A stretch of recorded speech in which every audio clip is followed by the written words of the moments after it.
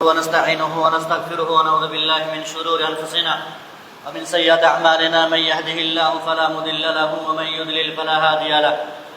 وأشهد أن لا إله إلا الله وحده لا شريك له وأشهد أن محمدا عبده ورسوله صلى الله عليه وعلى آله وأصحابه وسلم تسليما كثيرا. أما بعد فإن أصدق الحديث كتاب الله وخير الهدي هدي محمد صلى الله عليه وسلم وشر الأمور محدثاتها وكل محدثة بدعة وكل بدعة ضلالة وكل ضلالة في النار. أما بعد فقد قال الله سبحانه وتعالى: أعوذ بالله من الشيطان الرجيم. بسم الله الرحمن الرحيم. يا أيها الذين آمنوا قوا أنفسكم وأهليكم نارا وقودها الناس والحجارة.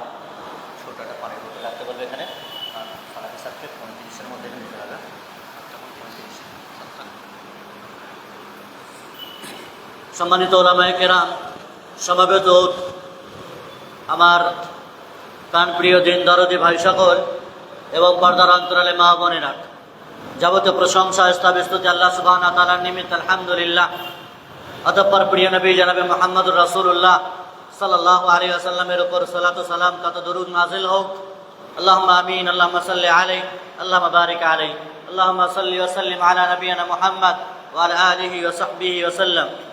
সুপ্রিয় সম্মানিত ভাইয়েরা এবং বোনেরা, মসজিদ ভিত্তিক দাওয়াতি সভার এই কার্যক্রম এবং এই মজলিস তথা বৈঠক, যেটি সাহাবায়ে কেরামদের আমল ছিল, আল্লাহ রাব্বুল ইজ্জতের সবচাইতে প্রিয় জায়গা, আল্লাহর কাছে সবচাইতে উত্তম জায়গা যেটি মসজিদ, সেই মসজিদে বসে তারই সম্পর্কে জ্ঞান অর্জন করা, দ্বীন ইসলাম সম্পর্কে জ্ঞান লাভ করা, যেটি অত্যন্ত উপকারদায়ক, মঙ্গলদায়ক এবং জাতির জন্য যেটিতে অনেক শিক্ষণীয় বিষয় আছে, রহমতের বিষয় আছে। ফলে আমরা সৌভাগ্যবান যারা মজলিসে বসে, মসজিদে বসে দ্বীনের কিছু কথাবার্তা শোনার আমাদের তৌফিক হয়েছে, সুযোগ হয়েছে।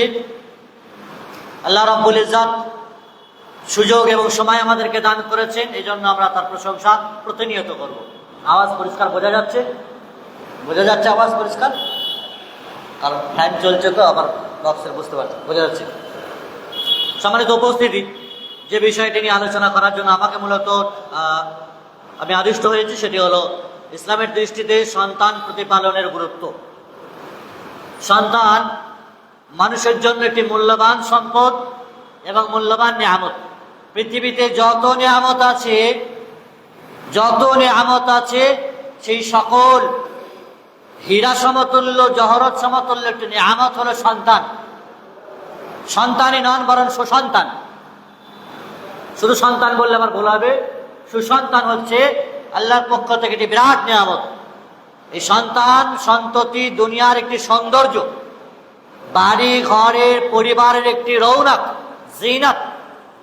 যে বাড়িতে সন্তান সন্ততি নেই, ছেলে মেয়ে নেই, কচিকাঁচা নেই, হাসি কান্না নেই, সেই বাড়ি যেন কবরস্থান, মরা বাড়ি, তাই না? আর যে বাড়িতে কচিকাঁচা আছে, হাসছে, খেলছে, দৌড়াচ্ছে, ঝোঁক ধরছে, খেলাধুলা করছেন, তাকে নিয়ে সময় কাটছে, দাদুদের নাতিদেরকে নিয়ে, মা বাপেদের সন্তানদেরকে নিয়ে, সেই বাড়ি যেন একটি সোনায় সোহাগা। অমূল্য নিয়ামত পাওয়া সন্তান, অমূল্যত পাওয়া। কিন্তু সেই সন্তান পাওয়ার পরে মানুষ সেই সন্তান পাওয়ার পর আল্লাহ শুকরিয়া আদায় করছে কিনা, বা সেই সন্তানকে কিভাবে ইসলামী শিক্ষায় শিক্ষিত করতে হবে, ইসলামের আদলে ছাঁচে তাকে কিভাবে করতে হবে, ইসলামের দৃষ্টিতে সন্তান পালনের যে গুরুত্ব আছে সেটি পূর্ণভাবে আমাদেরকে অনুভব করতে হবে। আমরা জানবো যে আমরা আমাদের ছেলে মেয়েকে ইসলামী আদর্শে গড়ে তুললে কি উপকারে আসবে। দুনিয়ার শিক্ষায় শিক্ষিত এটা বেশি প্রাধান্য দেবে না আখিরাতের শিক্ষায় শিক্ষিতকে বেশি প্রাধান্য দেবে? সভ্য এবং প্রকৃত মুসলিম, প্রকৃত সন্তান আপনাকে গড়ে তুলতে হবে। শুধুমাত্র দুনিয়ার আদর্শে, দুনিয়ার শিক্ষায় শিক্ষিত করে দিলেন, সে হয়তো ইঞ্জিনিয়ার হয়েছে, ব্যারিস্টার হয়েছে, বড় নার্স হয়েছে, বড় চিকিৎসক হয়েছে, আর কিছু হয়েছে, কিন্তু তার ভেতরে যদি ইসলামিক মূল্যবোধ না থাকে, রবকে চিনতে না পারে, দ্বীনের প্রতি দরদ না থাকে, কবরের আযাব আখিরাতের চিন্তা চেতনা না থাকে, তাহলে সে প্রকৃত সন্তান নয়, সুসন্তান নয়, সভ্য একটি মানুষও নয়। এর বাস্তব চলচ্চিত্র বেশি দিনের ঘটনা নয়, 2-1 দিনের ঘটনা। বাংলাদেশের একটি বিরাট ঘটনা যা অসংখ্য মানুষের হৃদয়কে তোলপাড় করে দিয়েছে। একজন মহিলা বিধবা, সে বাড়িতে 2-3 দিন পরে মারা গেছে। তার একটা সন্তান আবুয়েটের শিক্ষক, একজন কানাডা প্রবাসী, আর একজন বড় চিকিৎসক নাকি, 3 সন্তান। উচ্চপদস্থ, উচ্চশিক্ষায় শিক্ষিত, বড় নাম কামিয়েছে, পদ মর্যাদা পেয়েছে, টাকা পয়সা বিত্তশালী হয়েছে, কিন্তু মায়ের খোঁজ খবর কেউ নেয়নি। 3 দিন 4 দিন পরে বাড়িতে মরে গেছে, লাশের দুর্গন্ধ বেরিয়েছে, পাড়াবাসী তখন জানতে পেরেছে। এই হচ্ছে সন্তান। এমন সন্তানের আশা রাখে পিতামাতারা না? সেই সন্তান যে উচ্চ পদস্থ হতে পারেনি তো কি হয়েছে, অঢেল টাকা পয়সার মালিক হতে পারেনি তো কি হয়েছে, মা বাবার সেবা করে, খোঁজ খবর নেয়, দেখভাল করে, পিতামাতার জন্য দোয়া করে, তাদের চাহিদা পূরণ যেভাবে করতে হয় সেটা করে। আরে নিজে হাত পা না টিপতে পারলেও লোক তো রাখা যায়। নিজে কাজ বাজের দরুন হয়তো ব্যতিব্যস্ততার কারণে আপনি আসতে পারেন না, আর কিছু করতে পারেন না, তার জন্য যথাসম্ভব লোক দিয়ে দেখভাল করা, টাকা পয়সা দেওয়া, ফোনে খবর নেওয়া, এগুলি করে না। কারণ সে সন্তান তৈরি করেছে ঠিকই, দুনিয়ার আদর্শে আদর্শিত করেছে, আখিরাতের মূল্যবোধ। প্রকৃত মুসলিম, সভ্য মানুষ তৈরি করে তার সন্তানদেরকে, ফলে তার দুর্দশা এই অবস্থায় হয়েছে। প্রিয় ভাই আমার এবং প্রিয় মা বোনেরা, আমাদের যখন কোনো সন্তান হবে, প্রথমত আল্লাহর শুকরিয়া আদায় করতে হবে। আলহামদুলিল্লাহ, আল্লাহর অসংখ্য নিয়ামত, আল্লাহ আমাকে সন্তান দান করেছেন। কারণ অসংখ্য পিতা মাতা চোখ দিয়ে অশ্রু ঝরায়, কত ডাক্তার বাড়ি, কত কলকাতা ব্যাঙ্গালোর ঘুরে টাকা পয়সা নয়ছয় করে, কত রকমের এডিএফ বিডিএফ কত কিছু আছে, সব কিছু করার পরেও সন্তান পাই না।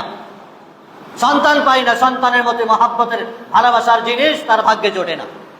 তারা জানে সন্তানের কি কদর আর কি মর্যাদা, তার কি মূল্য, কিন্তু যারা পেয়েছে তারা সেই কদর করতে পারে না। সহজে সন্তান পেলে তার মর্যাদা দিতে পারে না মানুষ। আর যাদের দীর্ঘ 5 বছর 10 বছর সন্তান হয়নি, তাদের একটু খোঁজ খবর নিয়ে দেখেন। সেই সমস্ত স্বামী স্ত্রীদের খোঁজ খবর নিয়ে দেখেন, তাদের জিন্দগি যেন এমনি নরক। বাড়ি গাড়ি আছে, এসি ফ্রিজ সব আছে, সন্তান নেই, কি করবে? কার জন্য করেছে? কাকে নিয়ে শখ মেটাবে? সুখ স্বাচ্ছন্দ্যের যে একটি পুত্র সন্তান বা কন্যা সন্তান হবে, সেটা থেকে তারা মাহরুম। ফলে আল্লাহ যাদেরকে সন্তান দিয়েছেন আলহামদুলিল্লাহ পড়বে, আর সন্তান হওয়ার পরে তারা কোন রকমের মিষ্টি মিষ্টান্ন করাতে পারে, মানুষকে খাওয়াতে পারে, এটা আল্লাহর নিয়ামতের শুকরিয়ার একটি বহিঃপ্রকাশ। সম্মানিত উপস্থিতি, সন্তান সন্ততি পিতামাতার জন্য নিয়ামত স্বরূপ, আখিরাতের জন্য সদকা স্বরূপ। একটি নেক সন্তান যদি তৈরি করে যান, নবী আলাইহিস সালাম বলেছেন, মানুষ মারা যাওয়ার সাথে সাথে তার সকল আমলের দরজাগুলো বন্ধ হয়ে যায়, 3টি দরজা খোলা থাকে নাকি, তার মধ্যে একটি হলো ওয়ালাদিন সালিহিন ইয়াদউ লা, নেক সন্তান যে আপনার জন্য দোয়া করবে। আপনি কবরে চলে গেছেন তো কি হয়েছে? এই চাচা ভাইয়েরা মিল্কিবাসীরা কবরে চলে গেছে তো কি হয়েছে? যেমন সন্তান ছেড়ে গেছে, যে আদর্শ সন্তান পিতামাতার জন্য হাওমাও করে, কাঁদা করে, দোয়া করে, সদকা করে, খায়রাত করে, তাদের জন্য সদকা জারিয়া করে, পিতামাতাকে ভোলেনি। এমন সন্তানের আশা রাখে প্রতিটি পিতামাতা। আমি আপনি যদি আমার পিতামাতাদের কদর না করি আর আশা রাখে আমার সন্তানের আমার কদর করবে, তো এটা তো কখনোই সম্ভব হতে পারে না। আপনি খোদ আপনার পিতামাতার কদর করেন, তাদের মূল্যায়ন করেন, তাদের সেবা করেন, তাদের যথাযথভাবে রক্ষণাবেক্ষণ করেন, দেখভাল করেন, তাদের ভালোবাসার পাত্র হন, আপনার সন্তানেরাও আপনার হবে। সম্মানিত উপস্থিতি, আল্লাহ রাব্বুল ইজ্জত পবিত্র কোরআনে বলেছেন, ইয়া আইয়ুহাল্লাযীনা আমানু কু আনফুসাকুম ওয়া আহলিকুম নারা, হে ঈমানদারেরা নিজেরা বাঁচো আর নিজেদের পরিবার পরিজনদেরকে বাঁচাও জাহান্নামের আগুন থেকে। এখন জাহান্নামের আগুন তো কেউ দেখেনি, কি করে বুঝবে? কি করে বাঁচাবে সন্তান সন্ততিকে? প্রিয় ভাই আমার, দুনিয়ার সকল সুখ স্বাচ্ছন্দ্য সন্তানেরা চাই তাদেরকে আমরা দিই। পিতামাতা না খেয়ে না পরে, মাথার ঘাম পায়ে ফেলে, শিরা ফাটা লুঙ্গি গেঞ্জি জামা পরে সন্তানকে ভালো জিনিসটা দিতে চাই। তারা ভালো খাক, ভালো পড়ুক, ভালো মানুষ হোক, নাম হোক, তাদের কারণে পিতার নাম হবেই চাই। সেই সন্তান সেই সন্তানের ক্ষেত্রে সবকিছু দুনিয়ায় লুটিয়ে দিই আমরা। কিন্তু মৌলিক আদর্শ ইসলামের দৃষ্টিকোণে কোরআন ও সুন্নাহর জ্ঞান তার ভেতরে ভরতে পারছি কিনা, তাওহীদের জ্ঞান, শিরক কোনগুলি, বিদআত কোনগুলি, হারাম কোনগুলি, আল্লাহ এবং তার রাসূলের পরিচয়, দ্বীনের পরিচয়, এই বিষয়গুলি যদি প্রাথমিক লেভেলে, প্রাথমিক পর্যায়ে সন্তানকে না দিতে পারেন, তাহলে তার কাছ সেটা সুসন্তান হবে এই আশা আপনি করতে পারবেন না, সেটা শয়তানে পরিণত হবে। ইব্রাহিম আলাইহিস সালাতু ওয়াস সালাম, কথা পরিষ্কার হচ্ছে না? দূরে বলছেন। ইব্রাহিম আলাইহিস সালাতু ওয়াস সালাম বার্ধক্য অবস্থায় সন্তান পেয়েছেন ইসমাইলকে, দোয়া করেছেন নবী, রব্বি হাবলি মিনাস সালিহিন, হে আল্লাহ নেক সন্তান আমাদেরকে দান করো। কি দোয়া করেছেন? নেক সন্তান, যেমন তেমন সন্তান নয়। এমন অনেক দুষ্ট শয়তান হয়, মা বাবারা খুব বদদোয়া করে, এমন শয়তানের চাইতে, দুষ্ট গরুর চাইতে শূন্য গোয়াল ভালো বলে, কারণ শয়তান সন্তানই এমন হয়ে যায়, মা বাপের কথা শোনে না, দুটো টাকা হয়েছে উড়ছে, সকল প্রকারের 2 নম্বরে গ্যাঁজা মদ সবে লিপ্ত হয়ে আছে। তেমন সন্তান চাইবেন? অনেকের পিতা মাতার ঘরে এমন সন্তান আছে যাদের জন্য তাদের নরক হয়ে গেছে, এই জন্য আগেই দোয়া চান। সন্তান নেওয়ার প্রিপারেশন নিচ্ছেন, প্রস্তুতি নিচ্ছেন, বিবাহ শাদী হয়েছে, স্বামী স্ত্রী সহবাস করে, রব্বি হাবলি মিনাস সালিহিন, এই দোয়া ভুললে চলবে না। অনুরূপভাবে আরো দোয়া রয়েছে, রব্বানা হাবলানা মিন আজওয়াজিনা ওয়া যুররিয়াতিনা কুররাতা আয়ুন, আল্লাহ আমাদেরকে উত্তম বিবি দান করো, উত্তম সন্তান দান করো, যারা আমাদের চোখের মনি হবে, নয়ন মনি হবে। সম্মানিত উপস্থিতি, এই দোয়াগুলো নবী রাসূলেরা করেছেন, আমাদেরকে করতে হবে।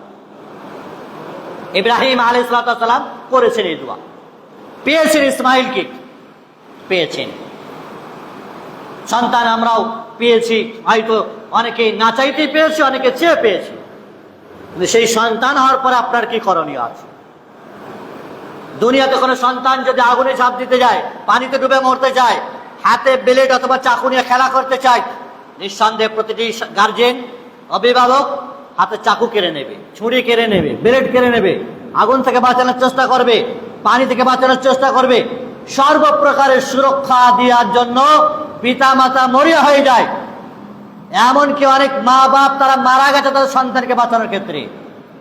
বেশি দিনের ঘটনা, এটাও বাংলাদেশের ঘটনা। একটা বাস যখন ডুবে যায়, দেখেছেন শুনেছেন, একটা বাস যখন পুরোপুরি বাসটা ডুবে গেল সমুদ্রে, একটা মা তার সন্তানকে কি করলো? সন্তানকে বাঁচিয়ে দিল, মা মারা গেল। দেখেছেন, শুনেছেন? মা মারা গেছে সন্তানকে রক্ষা করতে গিয়ে। তার একজন মায়ের মমতা, তার সন্তান বেঁচে থাকুক, কম বড় কোরবানি, কম বড় স্যাক্রিফাইস।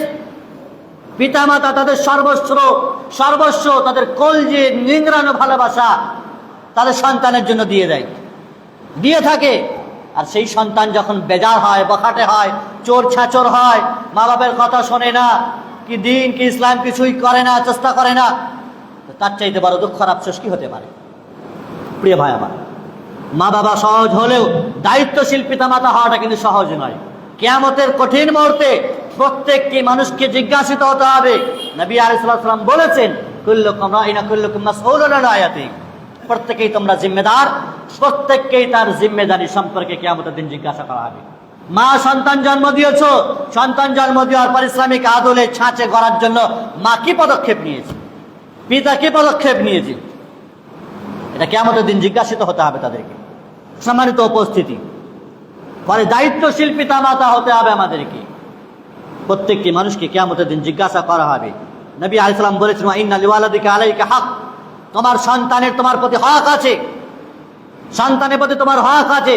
সন্তানকে সঠিক আদব কায়দা শেখানো, ইসলামিক কালচার শেখানো, সন্তানকে ইসলামিক তরিকা পদ্ধতি মানহাজ শেখানো, কন্যা সন্তান হলে তাদেরকে পর্দা শেখানো, মাহরাম গায়ের মাহরাম শেখানো, বেলিল্লাপনা বেহায়াপনা থেকে রক্ষা করা তাদেরকে, বেপরোয়া লাগামহীনভাবে মোবাইল দেওয়া থেকে রক্ষা করা তাদেরকে, যার তার সাথে যেমন তেমন যেখানে সেখানে যত্রতত্র যাওয়া থাকার থেকে লাগাম দেওয়া, এটা হলো দায়িত্বশীল পিতা মাতা। সন্তানকে ভালোবাসেন মানে এই নয় যে ব্রেকহীন গাড়ি আপনি তাকে দিয়ে দিয়েছেন, লাগামহীন গাড়ি আপনি তাকে দিয়ে দিয়েছেন, কোথায় যাচ্ছে তার পরিণাম কি। আর বর্তমান যুগের কাউকে কান ধরে শেখাতে হবে না। কত শত এভাবে উড়ে চলে গেল, প্রাপ্তবয়স্ক হয়ে যে কার তার সাথে জড়িয়ে গেল, চলে গেল উড়ে, কে মা কে বাপ, কত এভাবে হিন্দুদের সাথে মুসলিম মহিলারা জুড়ে গেল, কত শখে বাপ। প্রিয় ভাই আমার, মা বাপের মুখেতে চুনখালি পড়লই দুনিয়াতে, আর আখেরাতে যে কি হবে তার দশা বুঝতে পারবেন। সম্মানিত উপস্থিতি, নবী আলাইহিস সালাম বলেছেন, ওয়ালি আহলিকা আলাইকা হাক্কা, তোমার পরিবারের স্ত্রীর প্রতি তোমার হক আছে, তাকে সাবধান করা, সচেতন করা, তার যথাযথভাবে দেখভাল করা, সে তোমার আন্ডারে আছে।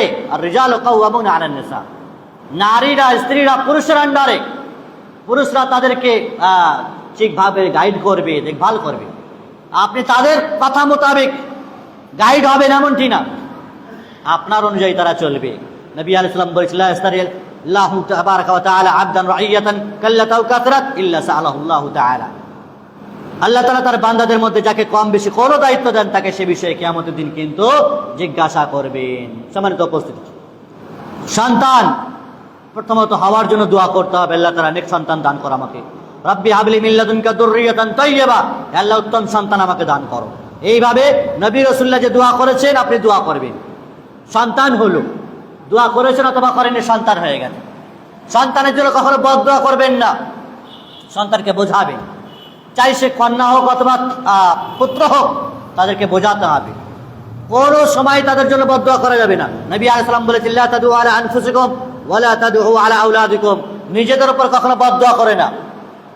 সন্তানের অতিষ্ঠতাতে নিজের উপর বদদোয়া করলেন, আমি যেন মরে যাই, আমার জীবন এমনি শেষ হয়ে গেছে, আল্লাহ আমাকে তুলে নাও, বেঁচে থেকে আর কি করব, নিজের উপরে বদদোয়া করছে, নিজের সন্তানের উপর বদদোয়া করছে, ওর ছেলে মরে যাক, আমুক ছেলে না থাকাই ভালো, আমুক মেয়ে যে চলে গেছে ও আমার মেয়েই নয়, ও মরে যাক, ধ্বংস হয়ে যাক, অ্যাক্সিডেন্ট করে মারা যাক। এইভাবে অসংখ্য পিতা মাতা তারা তাদের সন্তানের উপরে অভিশাপ করে, বদদোয়া করে। রাসূলুল্লাহ সাল্লাল্লাহু আলাইহি ওয়াসাল্লাম চরমভাবে নিষেধ করেছেন, অনুরূপভাবে ওয়ালা তাদউ আলা আমওয়ালিকুম, তোমরা তোমাদের মালের উপর বদদোয়া করো না, আমার মাল সব শেষ হয়ে যাক, জমি জায়গা সব চুলোই যাক, গে যাক, বাড়ি ঘর সব উঠে যাক, ধ্বংস হয়ে যাক। এইভাবে নিজেদের উপর কেউ যেন বদদোয়া না করে। কেন? লা তুআফিকু মিনাল্লাহি সাআতান ইয়াসআলু ফিহা আতা ফায়াস্তাজিবু লাকুম, রাসূলুল্লাহ সাল্লাল্লাহু আলাইহি ওয়াসাল্লাম বলছেন, আল্লাহর পক্ষ থেকে এমন একটি সময় পেয়ে বসবে যখন আল্লাহ কাছে যা চাইবে সেটা আল্লাহ কবুল করবেন। এই বদদোয়া করেছো, দেখা গেল এমন একটি সময় আল্লাহর কাছে কবুল হয়ে গেছে, দাও, সব শেষ, তোমার মাল ধন, তোমার জীবন, তোমার সন্তান সন্ততি তোমার বদদোয়ার কারণে ধ্বংস হয়েছে, তুমি নিজের পায়ে নিজে কুড়ুল মেরেছো। ফলে সাবধান, সন্তান সন্ততিকে যেন কেউ বদদোয়া না করে, নিজের উপরেও কেউ অভিশাপ বদদোয়া না করে, নিজের মাল ধন পরিবার বাড়ি ঘরের উপরে কেউ বদদোয়া না করে। সন্তান জন্ম হওয়ার পর একটি কাজ হলো তাহনিক করা, খেজুর চিবিয়ে তার একটু রস বাচ্চার জিভে দেওয়া, এটিকে বলা হয় তাহনিক। নবী আলাইহিস সালাতু ওয়াস সালাম যেটি বাচ্চা ছেলে করতেন, এটি তাহনিক বলা হয়। একজন সাহাবী তিনি বর্ণনা করছেন যে আবু মুসা আশআরী তিনি বলছেন, আমার একটি সন্তান হলো, আমি নবী সাল্লামের কাছে নিয়ে এলাম, রাসূলুল্লাহ সাল্লাল্লাহু আলাইহি ওয়াসাল্লাম তার নাম ইব্রাহিম রাখলেন, আর ফাহান্নাকাহু, তার তাহনিক করলেন। তাহলে সন্তানের একটি দায়িত্ব আপনার, তার খেজুর চিবিয়ে মিষ্টি রসটা তার গালে দেওয়া। ঠিক চেয়ারে বসেন, এটি তাহনিক হয়ে গেছে। অনুরূপভাবে সন্তানের প্রতি একটি কর্তব্য দায়িত্ব হলো আকিকা দেওয়া, সঠিক টাইমে 7ম দিনে আকিকা দেওয়া। সব কিছু ক্ষমতা আছে, বাড়ি ঘর আছে, টাকা পয়সা আছে, আর 7ম দিনে আকিকা দেওয়াটাই শুধু হলো না, বাড়ি না বাদ বাকি সব সে পেরেছে। নার্সিংহোমে 25-30 হাজার টাকা দিয়ে সে সিজার করে বাচ্চা সন্তান জন্ম হয়েছে, সব পেরেছে, কিন্তু আকিকা দিতে পারেনি, আকিকা দেয়নি। বয়স হয়ে গেছে তখন আকিকা দেয়। প্রিয় ভাই আমার, আজিম সুন্নাত, একটি গুরুত্বপূর্ণ সুন্নাত আকিকা দেওয়া, এবং সেটি সময়ে দেওয়া, 7ম দিনে দেওয়া। শিশুর জন্য, পুত্রের জন্য 2টি ছাগল, আর মেয়ে হলে, কন্যা হলে 1টি ছাগল, এটা আপনি দেওয়ার চেষ্টা করেন এবং সময় দেন। সেটি সকল প্রকারের আপনার কাজকর্ম হয়, আর এটি হবে না, তাহলে আপনি সন্তানের ওপরে যে প্রথম হকগুলি রয়েছে সেগুলি আপনি ঢিলেমি করছেন। সম্মানিত উপস্থিতি, অনুরূপভাবে সন্তানের সুন্দর নাম রাখতে হবে।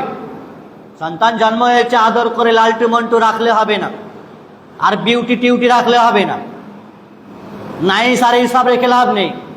আদর্শ নাম রাখেন, আপনি ইসলামিক নাম রাখেন, সুন্দর নাম রাখেন, যে নামের অর্থ ভালো হবে সেরকম নাম রাখেন।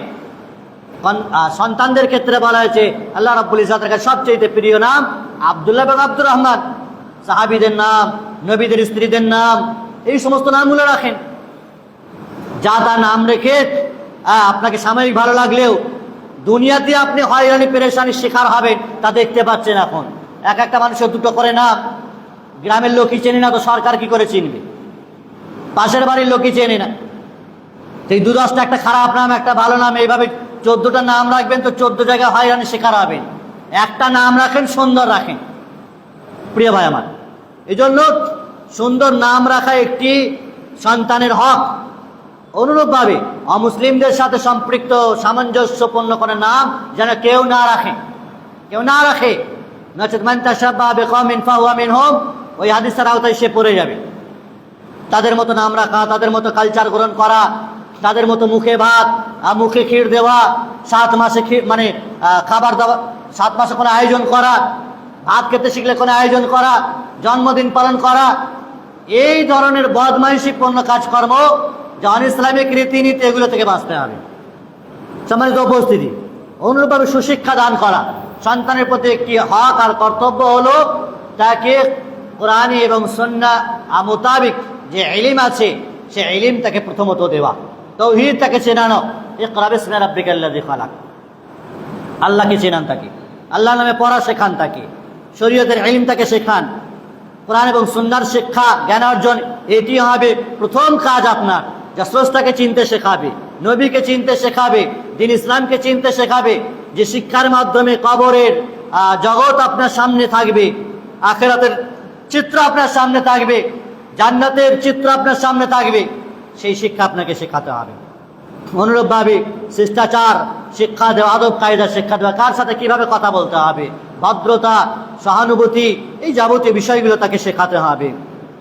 এবং যারা নবী আলাইহিস সালাম বলেছেন মাল্লাম ইয়ারহাম সাগীরানা ওয়া লাম ইয়াকির কাবীরানা ফালাইসা মিন্না, যারা ছোটদের প্রতি স্নেহশীল হয় না, রহম করে না, দয়া করে না, আর বড়দের সম্মান করে না, ইজ্জত করে না, তারা আমাদের অন্তর্ভুক্ত নয়। বয়সে যারা বড় অবশ্যই তাদের সম্মান করতে হবে, রেসপেক্ট করতে হবে, ভালো ভাষায় তাদেরকে সম্বোধন করতে হবে। যারা ছোট আছে স্নেহ করতে হবে, তাদেরকে ভালোবাসা দিতে হবে, মসজিদমুখী করতে হবে তাদেরকে।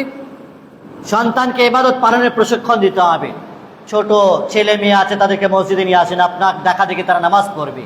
বাড়িতে মা বোনেরা আছে, ছোট ছোট ছেলে মেয়ে আছে, তাদেরকে পাশে রেখে নামাজ পড়েন, তারা আপনার দেখা দেখি নামাজ পড়বে, দোয়া শিখবে, এই বিষয়গুলি শিখবে। অনুরূপভাবে সন্তানের প্রতি খরচ করেন এবং আদর্শ শিক্ষার ক্ষেত্রে খরচ করেন। শিক্ষার ক্ষেত্রে সন্তান যেন সুসন্তান হয়, আদর্শ মানব হয়, আদর্শ মানুষ হয়, নবী রাসূলের তরিকা পদ্ধতি অনুযায়ী তারা চলাফেরা করে, এই রকম চলাফেরা করার জন্য তাদের উপরে খরচ করেন। নবী আলাইহিস সালাম বলেছেন আনফিক আলা ইয়ালিকা মিন তুলিক, তুমি সাধ্যমতো তোমার পরিজনের প্রতি খরচ করো, এটা একটা সদকা হবে।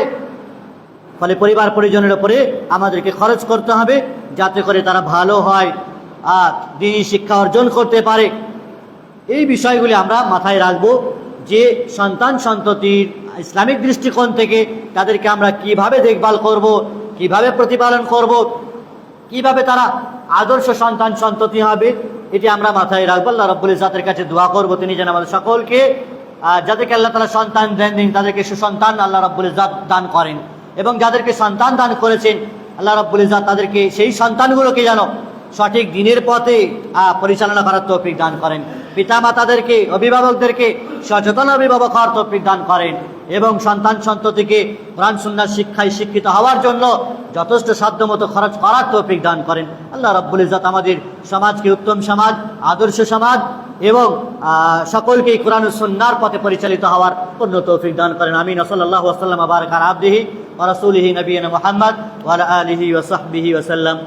এখন আপনাদের কাছে আমাদের আজকের প্রধান আলোচক শেখ আব্দুল্লাহ সালাফি হাফেজাহুল্লাহ, সরল পথ একাডেমির চেয়ারম্যান এবং জমিয়তে আহলে হাদিস পশ্চিম বাংলা আর সভাপতি। শেখ অনেক দূর থেকে বয়সের একেবারে অনেক কষ্টের মধ্য দিয়েও তিনি আমাদের কাছে পৌঁছেছেন, তার কাছ থেকে আমরা দীর্ঘ আলোচনা শুনবো। শেখ আব্দুল্লাহ সালাফি হাফেজাহুল্লাহ এখনো আপনাদের কাছে। তার আলোচনার শেষে প্রশ্ন উত্তর থাকবে। প্রশ্ন মহিলারা যারা আছে খাতা কলম দিয়ে আছে লিখিত আকারে করবেন, ভাইদেরও লিখিত আকারে করবেন, এবং আমাদের পক্ষ থেকে সামান্য 4-5টা প্রশ্ন থাকবে, তার জন্য গিফট আছে।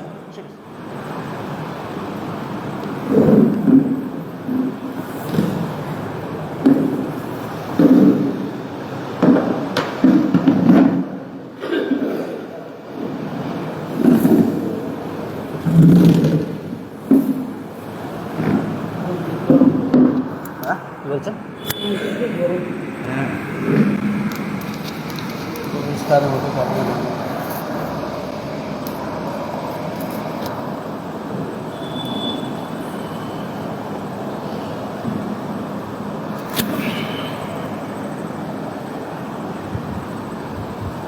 السلام عليكم ورحمة الله وبركاته.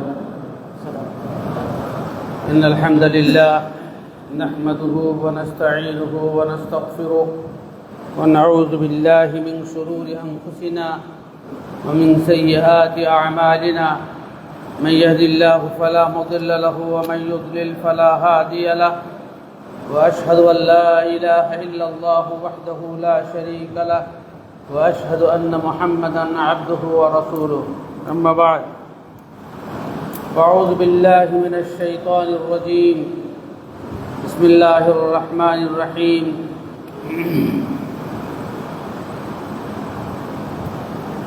وقل للمؤمنات أن يغضضن من أبصارهن ويحفظن فروجهن ذلك أزكى لهن ولا يضربن ولا يبدين زينتهن إلا ما ظهر منها ولا يبدين زينتهن إلا لبعولتهن أو آبائهن أو إخوانهن أو بني إخوانهن أو بني أخواتهن أو ما ملكت أيمانهن أو التابعين غير أولي الإربة من الرجال أو الطفل الذين لم يظهروا على عورات النساء ولا يضربن بأرجلهن ليعلم ما يخفين من زينتهن وتوبوا إلى الله جميعا أيها المؤمنون لعلكم تفلحون. মহিলারাও আছে উপরে 30-40 পর্যন্ত বলুন, তারপরে মহিলারা উপরে আছে। আলহামদুলিল্লাহ, আল্লাহ তাআলার বাশের শাম যে তিনি আলহামদুলিল্লাহিল্লাযী হাদানা লিহাযা ওয়া মা কুন্না লিনাহতাদিয়া লাউলা আন হাদানা আল্লাহ। আল্লাহ রাব্বুল আলামিন যদি আমাদেরকে সঠিক পথ না দেখাতেন তাহলে আমরা যে দেশে বসবাস করছি তার সিংহভাগ মানুষ ইয়াত্তাবিউনা ইল্লা যান, ধারণার অনুসরণ করে, ওয়া ইনহুম ইল্লা ইয়াখরুসুন, আন্দাজে কথা বলে। এই রোগ থেকে আল্লাহ রাব্বুল আলামিন আমাদেরকে রক্ষা করেছেন। আমরা দলিল ভিত্তিক জীবনযাপন করি। আলহামদুলিল্লাহ, আল্লাহ রাব্বুল আলামিন আমাদেরকে সৃষ্টি করেছেন। ওয়ালাকাদ খালাকনাল ইনসান ওয়া না'লামু মা তুওয়াসবিসু বিহি নাফসুহু ওয়া নাহনু আকরাবু ইলাইহি মিন হাবলিল ওয়ারিদ। মানুষকে আমি সৃষ্টি করেছি এবং মানুষের মনের ভিতরে যে ভাবনা, সে ভাবনা আমি বিলক্ষণ জানি। তার শরীরের মেন শিরা, ঘাড়ের মেন রগ থেকেও, শিরা থেকে আমি তার নিকটে। আল্লাহ রাব্বুল আলামিন আমাদেরকে সৃষ্টি করেছেন। আমার বক্তব্য উপস্থাপন পূর্বে মিল্কির যে সমস্ত ভাইয়েরা বসে আছেন, নিঃসন্দেহে তাদের সন্তানাদি আছে। তারা কিন্তু একাকী এসেছে, বেশিরভাগ মানুষই তাদের সন্তানদেরকে নিয়ে আসেছে। জান্নাতে যাওয়ার ইচ্ছা আপনাদের নেই, জান্নাতে যাওয়ার ইচ্ছা আপনাদের নেই। রাসূল কারীম সাল্লাল্লাহু আলাইহি ওয়াসাল্লামের চরম বাণী আপনারা শুনেননি মনে হয় কোনোদিন। এই মজলিসে আপনাদের ছেলেরা নাই কেন? যুবকরা কোথায়? ওদেরকে ওদের ভুল পথে পরিচালিত হওয়ার জন্যই আজকে আমাদের দুর্দশা। রাসূল কারীম সাল্লাল্লাহু আলাইহি ওয়াসাল্লাম বলছেন, সুম্মা লা তুসআলুন্না ইয়াওমাইযিন আনিন নাঈম। তোদের সমস্ত নিয়ামত সম্পর্কে জিজ্ঞাসা করা হবে, ছেলেদের সম্পর্কে বেশি জিজ্ঞাসা করা হবে। সহিহ বুখারী হাদিসে আল্লাহ রাসূল সাল্লাল্লাহু আলাইহি ওয়াসাল্লাম বলছেন, মা মিন আবদিন ইস্তারআহু আল্লাহু রাইয়াতান ফালাম ইয়াহুদহা বিনাসিহাতিন লাম ইয়াজিদ রাইহাতাল জান্নাহ। কোন ব্যক্তির অধীনে যদি অল্প কিছু লোক থাকে কিংবা বেশি লোক থাকে, তাদেরকে যদি দিন অনুযায়ী পরিচালনা করে জান্নাতের সুগন্ধ পাবে না। দায়িত্বশীল বানিয়েছেন। নিজের ছেলেদের দুনিয়াবি সুখ সমৃদ্ধির জন্য আপনাদের চেষ্টার কোনো ত্রুটি নেই, বরং নিজেকে ভুলে গিয়ে ইয়া আইয়ুহাল্লাযীনা আমানু লা তাকুনু কাল্লাযীনা আনফুসাহুম লা তাকুনু কাল্লাযীনা সাল্লাল্লাহু ফাআনসাহুম আনফুসাহুম উলাইকা হুমুল ফাসিকুন। তোমরা ওই লোকদের মতো হইও না যারা আল্লাহকে ভুলে যাওয়ার কারণে আল্লাহ তাদের নিজেকেই ভুলিয়ে দিয়েছেন। আল্লাহ তাদের নিজেকেই ভুলিয়ে দিয়েছেন।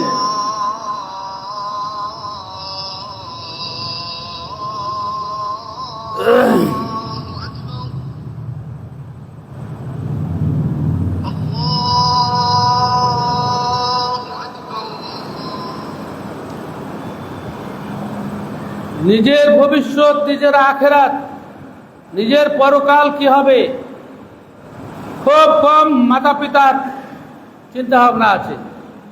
সারা জীবন খালি ভাবছে যে আমার ছেলের বেশি কিছু কি হবে, কি করে ছেলের বেশি হবে, আর বাড়ি কটা হবে, আর ব্যবসা কি হবে, ভাগ যেন বেশি পাই, এই নিয়ে আমরা ব্যস্ত আছি।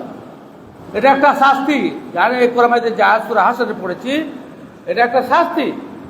আল্লাহ তাআলা বলছেন আল্লাহর বাণীকে, আল্লাহর আদেশকে ভুলে যেও না, আল্লাহ তোমাদেরকে ভুলিয়ে দেবেন, তোমাদের লক্ষ্য টার্গেট, লক্ষ্য উদ্দেশ্যকে আল্লাহ ভুলিয়ে দেবেন। আমাদের বেশিরভাগ তথাকথিত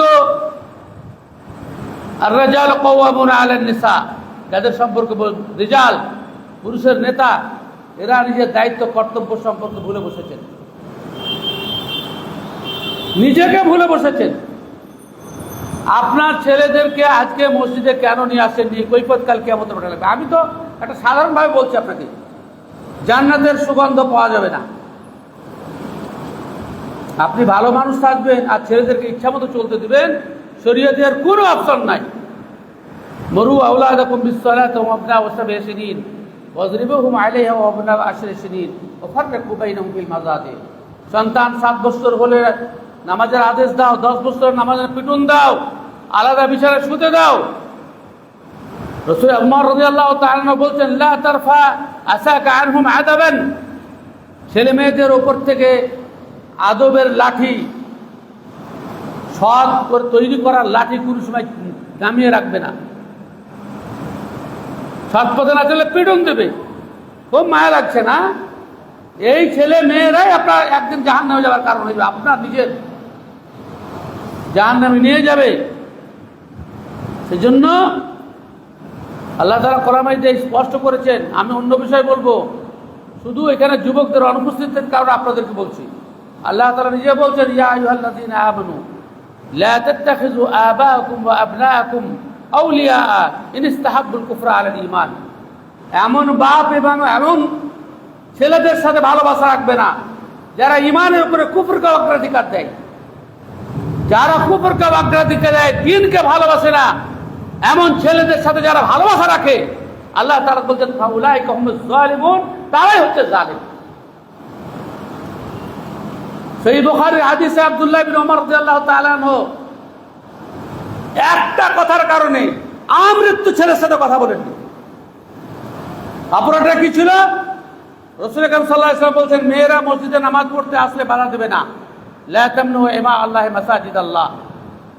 উনি নিজে ছেলেদেরকে বলেছিলেন আমাদের বউবারা মসজিদে নামাজ পড়তে গেলে বাধা দিও না। তো আব্দুল্লাহ ইবনে ওমরের পুত্র বেলাল উনি বলেছিলেন লা আমনাহুন্না, আমি অবশ্যই বাধা দেব। লা ইয়াত্তাখিযান্না দাকালাম বাইনাহুন্না, এই সুযোগে এরা দুষ্টামি করবে, আমি যেতে দেব না। আব্দুল্লাহ ইবনে ওমর ছেলেকে বলছেন আমি বলছি আল্লাহ রাসূল বলেছেন মহিলারা মসজিদে নামাজ পড়তে গেলে বাধা দেবে না, আর তুমি বলছো আমি বাধা দিব?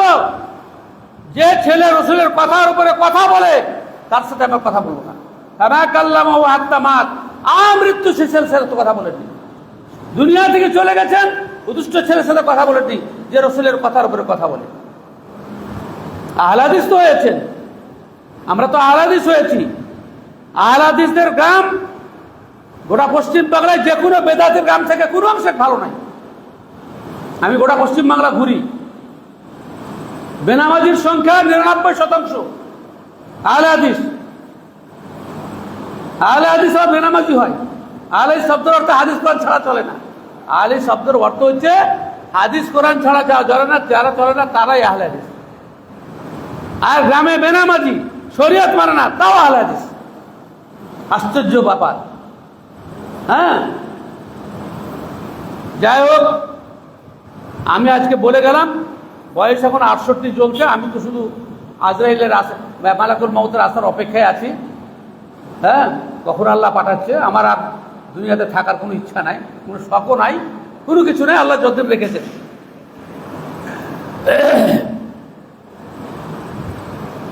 কথাগুলো বললাম, কিয়ামতের দিন এই ভিডিও দেখতে হবে। আব্দুল্লাহ সালামি মিলকিরিসে বক্তব্য রেখেছে, কথাগুলো বলেছে, এই ভিডিও আল্লাহ দেখাবে আপনাকে। নাহনু নাকতুবু মা কদ্দামু ওয়া আসারহুম সূরা ইয়াসিনের আয়াত।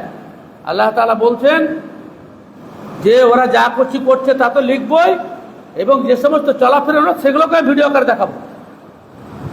কিয়ামত দিন সব দেখতে হবে। যে আব্দুল হাসানের বক্তব্য রেখেছিল, আলাম ইয়াতিকুম নাযীর, ভয় দেখানোর লোক যায়নি?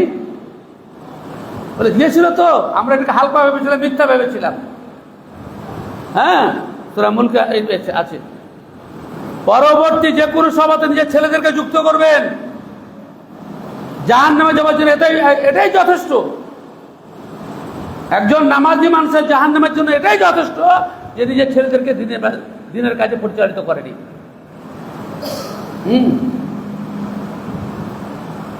আমি আপনাদের সামনে সূরা নূরের 31-32 নম্বর আয়াত তেলাওয়াত করেছি, এবং আমাদের শেখ আরিফুল ইসলাম মাদানী এবং এখানকার যারা দায়িত্বে আছেন তারাও নাকি বলেছেন যে মেয়েদের পর্দা সম্পর্কে আলোচনা রাখতে হবে আপনাকে। পর্দা করা কি? আপনি কি মনে করেন পর্দা করাকে? পর্দা করাটা কি মনে করেন? শরীয়তের হুকুমে কি এটা? ভালো নাকি ফরজ? পর্দা করা ফরজ, যেমন নামাজ ফরজ, পর্দা করা ফরজ। কোরআনের স্পষ্ট নাস থেকে, স্পষ্ট দলিল থেকে যার আদেশ, সেটা হচ্ছে ফরজ, ব্যাপারে কোনো ছাড় নেই। আর সে কারণেই যারা নিজের স্ত্রীদেরকে পর্দায় রাখে না, কিংবা যে মেয়ে ছেলেরা স্বামী পর্দায় রাখতে চাইলেও রাখে না, তাদের জন্য আল্লাহর শাস্তি হচ্ছে আল্লাহ এদের দিকে দেখবেও না, এদের সাথে কথাও বলবে না, এদেরকে পরিচ্ছন্ন করবে না, আর তাদের জন্য যন্ত্রণাদায়ক শাস্তি আছে। সেই মুসলিমের হাদিস, সেই বুখারীর হাদিস এবং অন্যান্য সমস্ত হাদিস গ্রন্থে হাদিস বিদ্যমান। শরীয়তের বিধান মেলে যে সমস্ত মেয়ে ছেলেরা বাড়িতে পর্দা প্রসারিত করে না, তাদের সাথে আল্লাহ কথা বলবেন না, তাকেও দেখবে না। এত খারাপ লোক আর 10 প্রকারের লোক আছে যাদের সাথে আল্লাহ কথা বলবেন না। আর কিয়ামতের দিন তওবা করে যদি না মারা যায়, কিয়ামতের দিন আল্লাহ তাদেরকে পরিশুদ্ধ করবেন না। ওয়ালা ইউযাক্কিহিম। কিয়ামতের দিন যদি তওবা করে মারা যায়, আল্লাহ তওবা কবুল করেন, সেটা আলাদা কথা। কিন্তু তওবা করে যদি না মারা যায়, আল্লাহ তাদের সাথে কথাও বলবেন না, তাদেরকে দেখতে। প্রথম কিছু বুনিয়াদী কথা ভালো করে গুরুত্ব বুঝবেন। আল্লাহ তাআলা নারী পুরুষদের মধ্যে একটা আকর্ষণ সৃষ্টি করেছেন।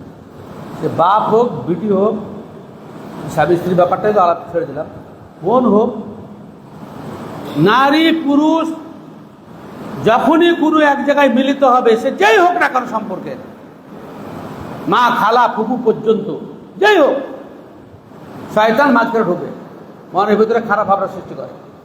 আমি যে কথাগুলো বলছি আপনাদের জীবনে ঘটে থাকতে পারে। আল্লাহ সাল্লাল্লাহু আলাইহি ওয়াসাল্লাম বলেছেন, লা ইয়াখলুওয়ান্না রাজুলুম বিমরাআতিন ইল্লা কানা সালিসুহুমা শাইতান।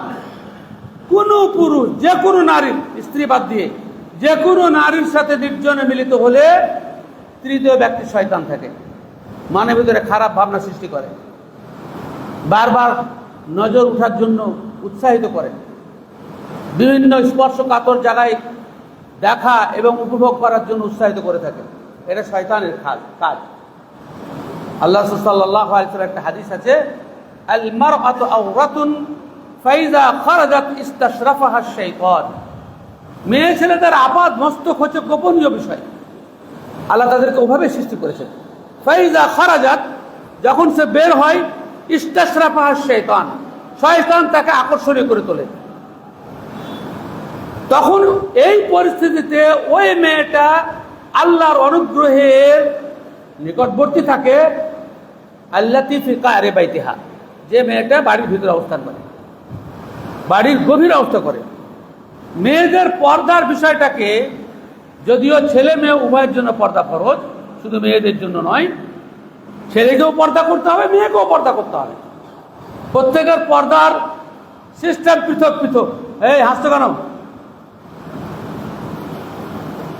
কিসের জন্য আসছো? এক জায়গায় বসো না, এদিকে এসো, এদিকে এসো। তুমি চলে এসো এদিকে।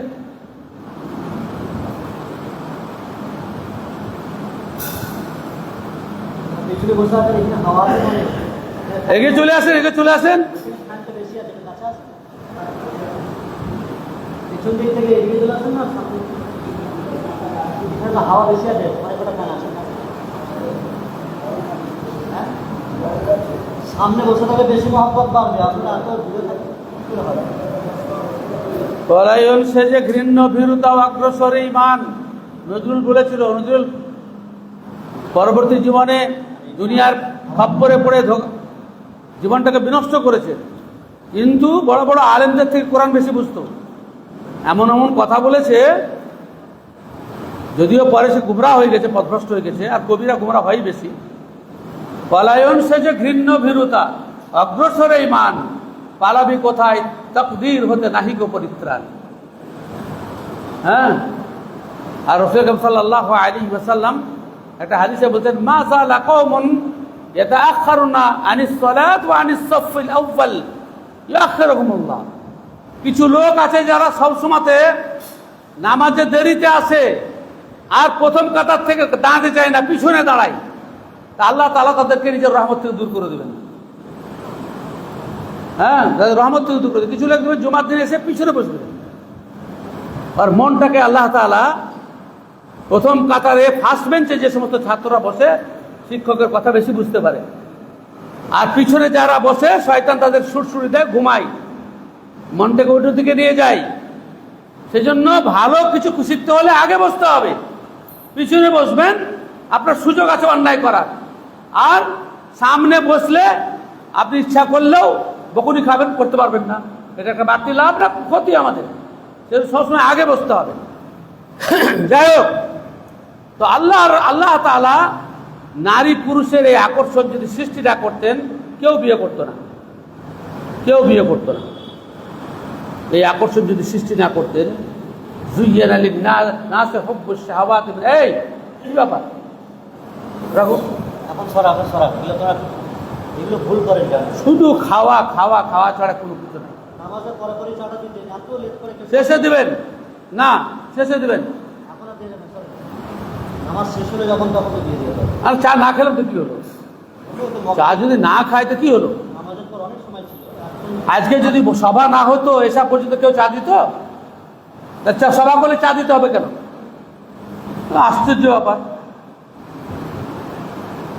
কথাগুলো শুনেন, হক কথা বলার আলেমের খুব অভাব হয়ে গেছে দেশে। এক তো সাহসও নাই, মনোবলও নাই। বেশিরভাগ লোক সব আপনাদের গোলামি করে, মসজিদে থাকে, মাদ্রাসায় থাকে, হক কথা বলতে পারে না।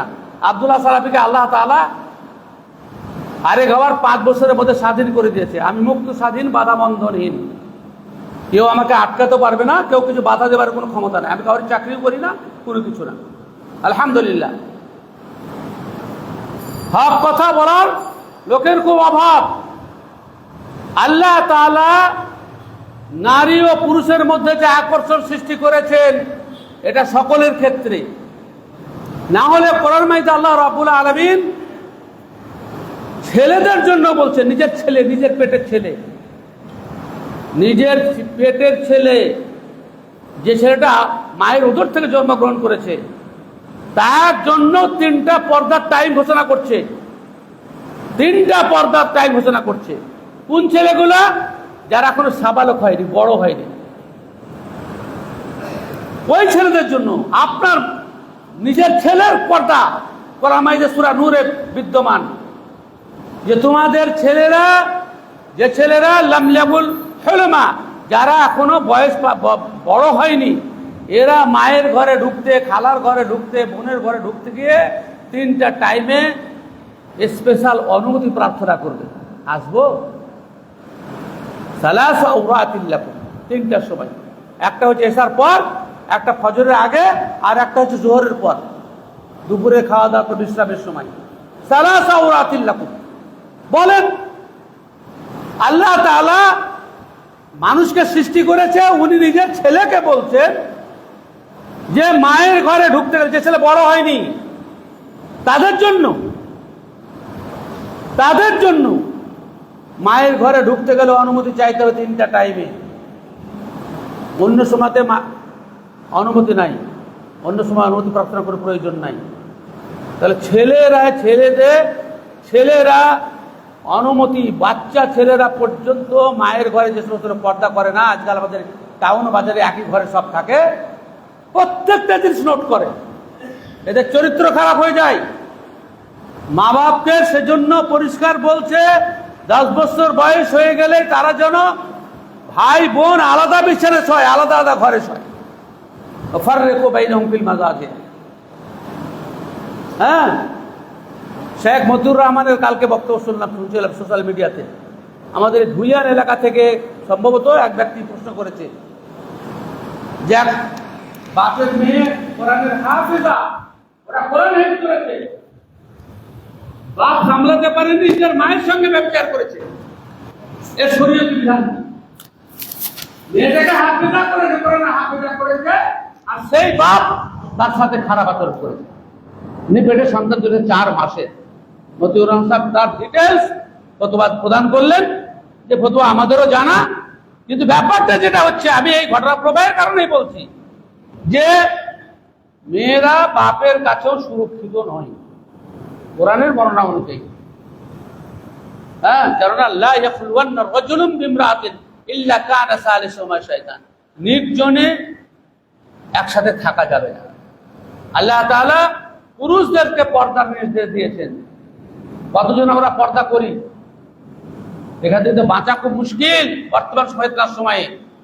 আর জানেন যে মনের অবস্থা শয়তান কিভাবে পরিবর্তন করে?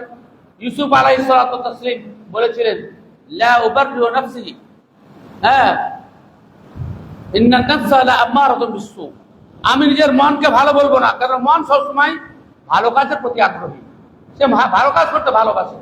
জন্য মন যে কারোর হোক, তার মনে খারাপ ভাবনা আসবে। সহিহ মুসলিমের হাদিসে স্পষ্ট বর্ণনা এসেছে যে রাসূল কারীম সাল্লাল্লাহু আলাইহি ওয়াসাল্লাম একদিন বাইরে বের হলেন। বাইরে বের হওয়ার পরে খোলামেলা করে মহিলার গায়ের উপরে তার চোখ পড়ে গেল। সঙ্গে সঙ্গে পুরুষের যা হয়, এটা আল্লাহ রাসূলকে দিয়ে আল্লাহ তাআলা শিখিয়েছেন উম্মতকে, বাইরে বের হয়ে গেলে কোনো মহিলাকে দেখে তোমার মনের ভিতরে যদি খারাপ ভাবনা জাগে, সঙ্গে সঙ্গে বাড়ি ফিরে আসবে। নিজের স্ত্রীর সাথে সে যেন মেলামেশা করে, তাহলে তার মনের ভিতরে যে ভাবনা সৃষ্টি হয়েছিল, রাসূল সাল্লাল্লাহু তার কারণ ব্যাখ্যা দিয়েছেন, ফাইন্নাহু মাআহা মিসলুল্লাযী মাআহা, তুমি যাকে দেখে লোভ করেছো তার কাছে যা আছে তোমার স্ত্রীর কাছেও তাই আছে। হ্যাঁ, রাসূল সাল্লাল্লাহু আলাইহি ওয়াসাল্লাম নিজে বাড়ি ঢুকলেন। ঢোকার পরে সাউদা রাদিয়াল্লাহু তাআলা আনহার ঘরে প্রবেশ করলেন। সমস্ত মেয়ে ছেলেরা তাকে ঘিরে বসেছিল। রাসূল সাল্লাল্লাহু আসতে দেখে তারা সাফা আকলাইনাহা লাহু, রাসূল সাল্লাল্লাহু একাকী তারা ছেড়ে চলে গেলেন। রাসূল সাল্লাল্লাহু আলাইহি ওয়াসাল্লাম তার সাথে মেলামেশা করলেন এবং সাহাবীদের কাছে এসে এই কথাই বললেন, কোনো পুরুষ যেন বাইরে বেরিয়ে যায়, হঠাৎ কোনো খোলামেলা নারীর উপরে নজর পড়ে তার মন খারাপ হয়, সে যেন পাপ থেকে বাঁচার জন্য দ্রুত নিজ স্ত্রীর কাছে ফিরে আসে, তার সাথে মেলামেশা করে, তাহলে তার মন থেকে সে কাজটা দূরে করে দেবে। পুরুষদেরকে পর্দা করতে হবে। পুরুষদের পর্দা কি? কুল্লিল মুমিনিনা ইয়াগুয্যু মিন আবসারিহিম ওয়া ইয়াহফাযু ফুরুজাহুম যালিকা আযকা লাহুম, মুমিনদেরকে বলে দাও তারা যেন নিজের চোখকে সবসময় নিচু রাখে, রাস্তায় চলবে রাস্তার দিকে তাকিয়ে চলবে। রাসূল সাল্লাল্লাহু আলাইহি ওয়াসাল্লাম রাস্তা চলার ব্যাপারে স্পষ্ট আলী রাদিয়াল্লাহু তাআলা নিজের জামাই এবং নিজের চাচাতো ভাইকে বলেছিলেন, ইয়া আলী লা তুতবিইন নাজরাতান নাজরাতা ফাইন্না লাকাল উলা ওয়া লাইসাত লাকাল আখিরা। আলী, বারবার দেখিও না। রাস্তায় কোনো মেয়ে ছেলেকে তোমার দেখতে ভালো লাগলো, তা তুমি ঘুরে ঘুরে দেখতে লাগলে, ঘুরে ঘুরে দেখতে লাগলে, এই কাজটা করবে না। প্রথমবার যে তোমার দৃষ্টি পড়েছে, হ্যাঁ, সেটার জন্য আল্লাহ তাআলা তোমাকে ক্ষমা করবেন, কেননা হঠাৎ করে তোমার পড়ে গেছে। কিন্তু দেখার পরে তুমি আবার ঘুরে ঘুরে দেখবে, এটা তোমার উপরে শাস্তির কারণ হয়ে দাঁড়াবে। দেখতে ভালো লাগছে বলে ঘুরে ঘুরে দাঁড়াবে, বিভিন্ন প্রকার বাহানা সৃষ্টি করবে দেখার জন্য, এটা চলবে না। লা তুতবিইন নাজরাতান নাজরাতা ফাইন্না লাকাল উলা ওয়া লাইসাত লাকাল আখিরা। হ্যাঁ, প্রথমবার চোখ পড়লো, নিচু নামাইলেন, দ্বিতীয়বার আবার তুলে ওর আপাতবাস্তব দেহ ষষ্ঠ মানে ভালো করে দেখার জন্য আর শরীয়তের পক্ষ থেকে অনুমতি নেয়। অনুমতি নাই। হ্যাঁ, হজের সময়ে ফাজল ইবনে আব্বাসের ঘটনা আছে যে তিনি বারবার কোনো মহিলার দিকে তাকাচ্ছিলেন। রাসূল আকরাম সাল্লাল্লাহু আলাইহি ওয়াসাল্লাম তাকে নিয়ে পর্দাই করে দিলেন, বারবার তাকানো যাবে না। কুল্লিল মুমিনিনা ইয়াকুযু মিন আবসারিহিম ওয়া ইয়াহফাযু ফুরুজাহুম, আর নিজের লজ্জাস্থানের হেফাজত করবে। আল্লাহ তাআলা যৌবনের শক্তি দিয়েছে, দ্রুত বিবাহ করুন, দ্রুত বিবাহ করুন, ছেলেদের বিবাহ দ্রুত দেন। এই পাপ থেকে বাঁচার জন্য আল্লাহ তাআলা সূরা নূরের 33 নম্বর আয়াতে স্পষ্ট রূপে বলছেন, ওয়া আনকিহুল আয়ামা মিনকুম ওয়াস-সালিহিনা মিন ইবাদিকুম ওয়া ইমাইকুম ইয়াকুনু ফুকারা ইউগনিহিমুল্লাহু মিন সাআতি। হে দায়িত্বশীলগণ, অভিভাবকগণ, হে বাপ, হে সমাজের নেতারা, ভালো করে শুনো, তোমাদের মধ্যে ছেলে মেয়ে যাদের স্বামী স্ত্রী নেই তাদের দ্রুত বিবাহ ব্যবস্থা করো, দ্রুত বিবাহের ব্যবস্থা করো। অভাব থাকলে আল্লাহ অভাব দূর করে দেবেন। এর স্পষ্ট দলিল যে কোনো মানুষ নিজেকে পবিত্র রাখার জন্য যদি অভাব থাকা সত্ত্বেও বিয়ে করে, আল্লাহ রাব্বুল আলামিন তার রুজিতে বরকত দেন। এ ব্যাপারে স্পষ্ট হাদিস এসেছে, অত লম্বা চড়া বক্তব্য দেওয়ার অবকাশ নেই। এক সাহাবী রাসূল সাল্লাল্লাহু আলাইহি ওয়াসাল্লামের কাছে এসে বললেন যে আল্লাহ রাসূল, আমার খুব অভাব, বলে বিয়ে করো। বিয়ে করে অভাব পড়লো বলে আবার বিয়ে করো। যদিও এখন সে আর সুযোগ পাবেন না, আস্তে আস্তে মানুষ ব্যভিচার করবে কিন্তু বিয়ে করতে পারবে না। যখন আমরা হালাল পথে হালাল জিনিসকে ব্যবহার করিনি, আল্লাহ রাব্বুল আলামিনের তরফ থেকে সে নিয়ামত থেকে বঞ্চন হওয়ার সময় বেশি চলে না, আর বেশি নয়, 2-5 বছর অপেক্ষা করেন।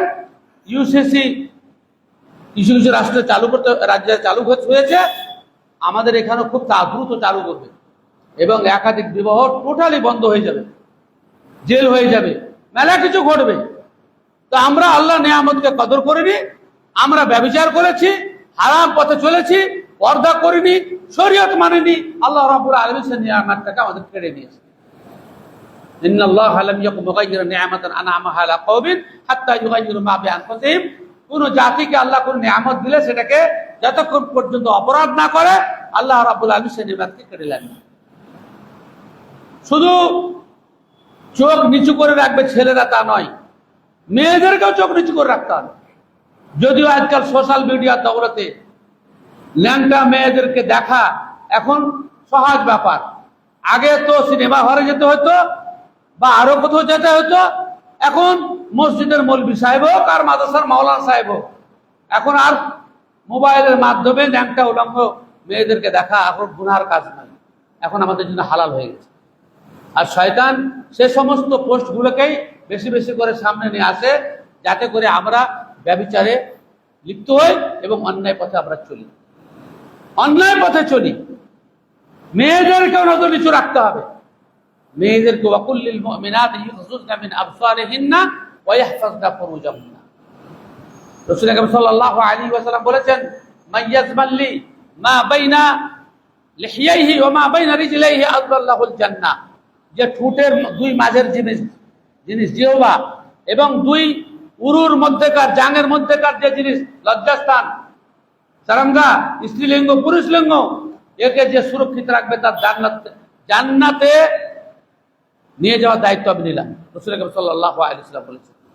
সেজন্য আমাদেরকে মানে প্রেমের গল্প আর রসের কথা নারীদের সাথে গল্প করা, এই যে জিহ্বা, রাসূল আকরাম সাল্লাল্লাহু আলাইহি ওয়াসাল্লাম বলেছেন অধিকাংশ মানুষকে জাহান্নামে নিয়ে যাবে জিহ্বার পাপ। হ্যাঁ, জিহ্বার পাপ, লজ্জাস্থানের পাপ। আকসারু মা ইউদখিলুন নারা আল ফামু ওয়াল ফারাজ। মুখের দ্বারা গর্জিত পাপ এবং লজ্জাস্থানের পাপ মানুষকে অধিকাংশ জাহান্নামে নিয়ে যাবে। সুতরাং আমরা পর্দার বিষয়ে শরীয়তে আল্লাহ রাব্বুল আলামিন জানেন যে এই আকর্ষণ আছে, এই আকর্ষণকে কন্ট্রোল করার জন্য আল্লাহ রাব্বুল আলামিন কিছু বিধান দিয়েছে। সর্বপ্রথম মেয়েদেরকে আল্লাহ রাব্বুল আলামিন বাইরে বের হওয়ার জন্য সৃষ্টি করেননি। আপনি রাতের অন্ধকারে বাইরে নিয়ে যান, স্বামী স্ত্রী সহ খেলাধুলা করার অনুমতি আছে, হাদিসের রাসূল এইসব কাজ করেছেন। কিন্তু মেয়েদেরকে বাইরে বের হওয়ার জন্য আল্লাহ তাআলা সৃষ্টি করেননি। যে আল্লাহ সৃষ্টি করেছেন তিনি নিজে বলছেন, ওয়াকারনা ফি বুয়ুতিকুন্না ওয়ালা তাবাররাজনা তাবাররুজাল জাহিলিয়াতুল উলা। অমুসলিম বর্বর জাহিলিয়াতের যুগের মতো হে মেয়েরা তোমরা বাড়ির বাইরে বের হইও না। বাড়ির ভিতরে অবস্থান করো। কারার থেকে চুপ করে থাকো বাড়ির ভিতরে। একদল মহিলা রাসূল ইসলামের কাছে দলবদ্ধভাবে অভিযোগ জানানোর জন্য গেলেন। অভিযোগের ভাষা কি ছিল? যাহাবার রিজালু বিল ফাদলি ওয়াল জিহাদ ফি সাবিলিল্লাহ তাআলা ফাহাল লানা আমালুন নুদরিকু বিহি ফাদলাল মুজাহিদিন ফি সাবিলিল্লাহ। পুরুষেরা মাঠে ময়দানে গিয়ে, জলসায় গিয়ে, জিহাদে গিয়ে অনেক ভালো কাজ করছে, আর আমাদেরকে বাড়িতে থাকতে বলছেন। তা আমরা তাহলে আমাদের নেকি কি হবে? আমাদের নেকি করার কিছু কথা বলেন। পুরুষরা জিহাদে গিয়ে কত নেকি করছে, মহিলাদের উপরে জিহাদ ফরজ নয় আপাতকালীন ছাড়া। আমাদের কি নেকি করবো? রাসূল সাল্লাল্লাহু আলাইহি ওয়াসাল্লাম বলছেন, মাহানাতু ইহদাকুন্না ফি বাইতিহা ফাইন্নাহা তুদরিকু বিহা ফাজলুল মুজাহিদিন ফি সাবিলিল্লাহ তাআলা। যে মেয়ে ছেলেরা বাড়িকে সামলাবে, বাড়ির দায়িত্ব পালন করবে, সে জিহাদের ময়দানে যুদ্ধরত সৈনিকের সমান নেকি পাবে। দায়িত্ব কম, নেকি অনেক বেশি। কেন? বাড়ি সামলানো এটা বিশাল পুরো দায়িত্বের কাজ। আপনাকে দায়িত্ব দিলে আপনি একদিন ভালো করে চালাতে পারবেন না। আল্লাহ রাব্বুল আলামিন তাদেরকে এইভাবে জন্য সৃষ্টি করেছেন। মেয়ে ছেলেদের সম্পর্কে আল্লাহ তাআলা কোরআনে কি বলছেন? وَقُلْ لِلْمُؤْمِنَاتِ يَغْضُضْنَ مِنْ أَبْصَارِهِنَّ وَيَحْفَظْنَ فُرُوجَهُنَّ ذَلِكَ أَزْكَىٰ لَهُنَّ। অন্য পুরুষকে দেখা থেকে মেয়ে ছেলেদের চক্ষু নিচু রাখে, নিজের লজ্জাস্থান যেগুলো আছে সেগুলোকে ঢেকে রাখে। হ্যাঁ, এবং এটাই তাদের জন্য ভালো থাকার একমাত্র উপায়। ওয়ালা ইউবদিনা যিনাতাহুন ওয়ালিয়াদরিবনা বিখুমরিহিন্না আলা জুয়ুবিহিন। দেখছেন, আল্লাহ মানুষের সৃষ্টি করেছে। আল্লাহ কি বলছেন? মেয়ে ছেলেরা অতিরিক্ত কাপড় বুকের উপরে চাওয়াবে। জুয়ুব, আসলে জাবা ইয়াজুবের মানে হচ্ছে জামার এই অংশটা, এখানে বোতাম লাগাবার জন্য যে ফেড়ে রেখেছে, এটাকে আরবিতে পকেটটাকে জেব বলে, কেননা ওখানে ফেড়ে কেটে তৈরি করা হয়। হ্যাঁ, আর বুকের এখানটা বোতাম লাগাবার জন্য কাটা হয় জামার কাপড়টাকে, সেজন্য এটার নাম হচ্ছে জেব। আল্লাহ তাআলা নিজে বলছেন, ওয়ালিয়াদরিবনা বিখুমরিহিন্না আলা জুয়ুবিহিন্না। খেমার, চাদর, খামারা এখন বলতে ঢাকুন। খেমার মানে হচ্ছে ঢাকুন, আর চাদরটা ঢেকে রাখে, সেজন্য ওর নাম হচ্ছে খেমার। হ্যাঁ, মদকে খামর বলে, কেননা ও ব্রেনকে ঢেকে দেয়, মদ খেলে ব্রেনকে ঢেকে দেয়। আল্লাহ তাআলা বলছেন মেয়েরা চাদর দিয়ে বুকটাকে ঢাকবে। এখন তো চাদর কোথায় গেল আল্লাহ পাক জানে। যে সমস্ত ওড়না পরে, ও তো সামান্য জোরে বাতাস এলে উড়ে যায়, ওর তো কিছু থাকে না। হ্যাঁ, মেয়েরা নিজের দেহের সৌষ্ঠব মানুষের কাছে মানে প্রকাশ করাটাই যেন তাদের মানে বেশি আনন্দের বিষয়। হ্যাঁ, এই যে আমাদের মেয়েরা এই পড়ে ব্রেসিয়ার, ব্রেস্ট থেকে ব্রেসিয়ার, যা ব্রেস্টে পরা হয়, বুকের যা পরা হয় ব্রেসিয়ার। যুবতী মেয়েদের কি দরকার পড়ার? 1 নম্বর। আর বুড়ি মেয়েদের কি দরকার পড়ার? যুবতীদের দোয়া শ্রেষ্ঠ তো আল্লাহ ভালোই রেখেছে, ওর ব্রেসিয়ার পড়া কি দরকার? আর বুড়িদের কি পড়া দরকার? মানে আমি এখনো যুবতী আছি তার জন্য। উদ্দেশ্য অসৎ, ব্যাপক হারে নির্লজ্জ হবে একটা দোকানদারের কাছে সাইজ বলছে, আমরা যে গেঞ্জি সাইজ বলে কিনি, সাইজ বলছে কিনছে, কিছুই মনে করে না। হকাররা বিক্রি করছে, কিছুই মনে করে না। কি বলো ফিতনা আমাদের সম্মুখে উপস্থিত। আল্লাহ তাআলা নিজে বলছেন তোমার বক্ষটাকে গোপন রাখো, ওয়ালিয়াদরিবনা বিখুমরিহিন্না আলা জুয়ুবিহিন্না। নিজের বুকের উপরে উঠনাটাকে ভালো করে দাও, মোটা চাদর দেও। একটা হাসান হাদিসে রাসূল আকরাম সাল্লাল্লাহু আলাইহি ওয়াসাল্লাম নিজের আয়েশার বোন আসমা কাছে এলো।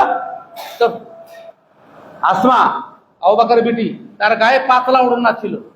তো রাসূল আকরাম সাল্লাল্লাহু আলাইহি ওয়াসাল্লাম নিয়ে ফেলে দিলেন এবং বললেন মোটা চাদর গায়ে দাও, এবং বললেন ইয়া আসমাউ ইন্নাল মারআতা ইযা বালাগাত লা ইয়াসলুহু আন ইউরা মিনহা ইল্লা হাযি ওয়া হাযি ওয়া আসারিল ওয়াজহি ওয়াল কাফাইন।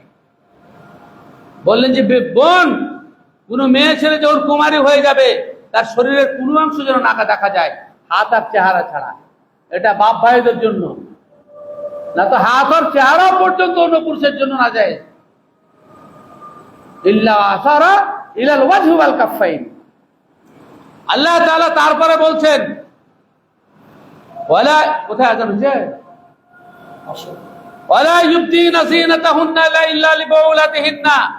স্বামীরা নিজের দেহ ষষ্ঠ সৌন্দর্য প্রকাশ করবে না স্বামীর নিকট ব্যতীত। ইল্লা আউ বুলাতিহিন্না, নিজের স্বামীর নিকটে, আও আবাইহিন্না আবাই বুলাতিহিন্না, আর শ্বশুরের নিকটে। এই হিন্না হিন্না বলছে, পাঠানো বাপের কাছে নয়, শ্বশুরের কাছেও বলছে। নিজের শ্বশুর, চাচা শ্বশুর, খালাতো শ্বশুর, ফুফাতো শ্বশুর, মামাতো শ্বশুর, আরো জোর তোর দিয়ে যে শ্বশুর হবে, সব শ্বশুরের কাছে মেয়ের চেহারা করা হারাম, একমাত্র নিজের শ্বশুর ছাড়া।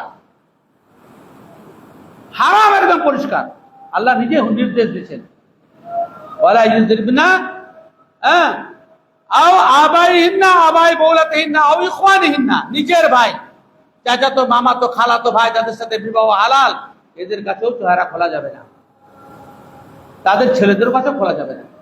নিজের ভাতিজা ছাড়ে, নিজের ভাগনা যদি হয়, নিজের বোনের, মায়ের পেটের বোন, তার ভাগ্নের কাছে সে ওই চেহারার হাতের কবজা খুলতে হবে, শরীর নয়, শরীর নয়। তাহলে পরিষ্কার, আল্লাহ তাআলা পরিষ্কার বলছেন। এবং আল্লাহ তাআলা বলছেন, আরো আগে গিয়ে বলছেন যে ওই সমস্ত পুরুষ যারা একদম যৌন শক্তি হারিয়ে ফেলেছে, আমাদের মধ্যে অনেক পুরুষ যারা যৌন শক্তি হারিয়ে, নারীদের প্রতি কোনো আকর্ষণ নাই, আকর্ষণ নাই মানে নারীদের দেখতেই ভালো লাগে না, এইরকম যদি পুরুষ হয়, যে পরকালমুখী হয়ে গেছে, এমন যদি পুরুষ হয়, তাহলে তার কাছেও চেহারা এবং হাতের কবজি খুলতে হবে। চেহারা এবং হাতের কবজি পর্যন্ত খুলতে হবে ওই সমস্ত বাচ্চাদের কাছে যে বাচ্চারা এখনো মহিলারা কি কাজে ব্যবহৃত হয় এটা না জানে। চিন্তা করতে পারেন, আল্লাহ নিজে বলছে, এটা কোরআনের কথা, আমার কথা নয়, হাদিসের কথা নয়। হাদিস এবং কোরআন তো একই জিনিস, সহি যদি হয়।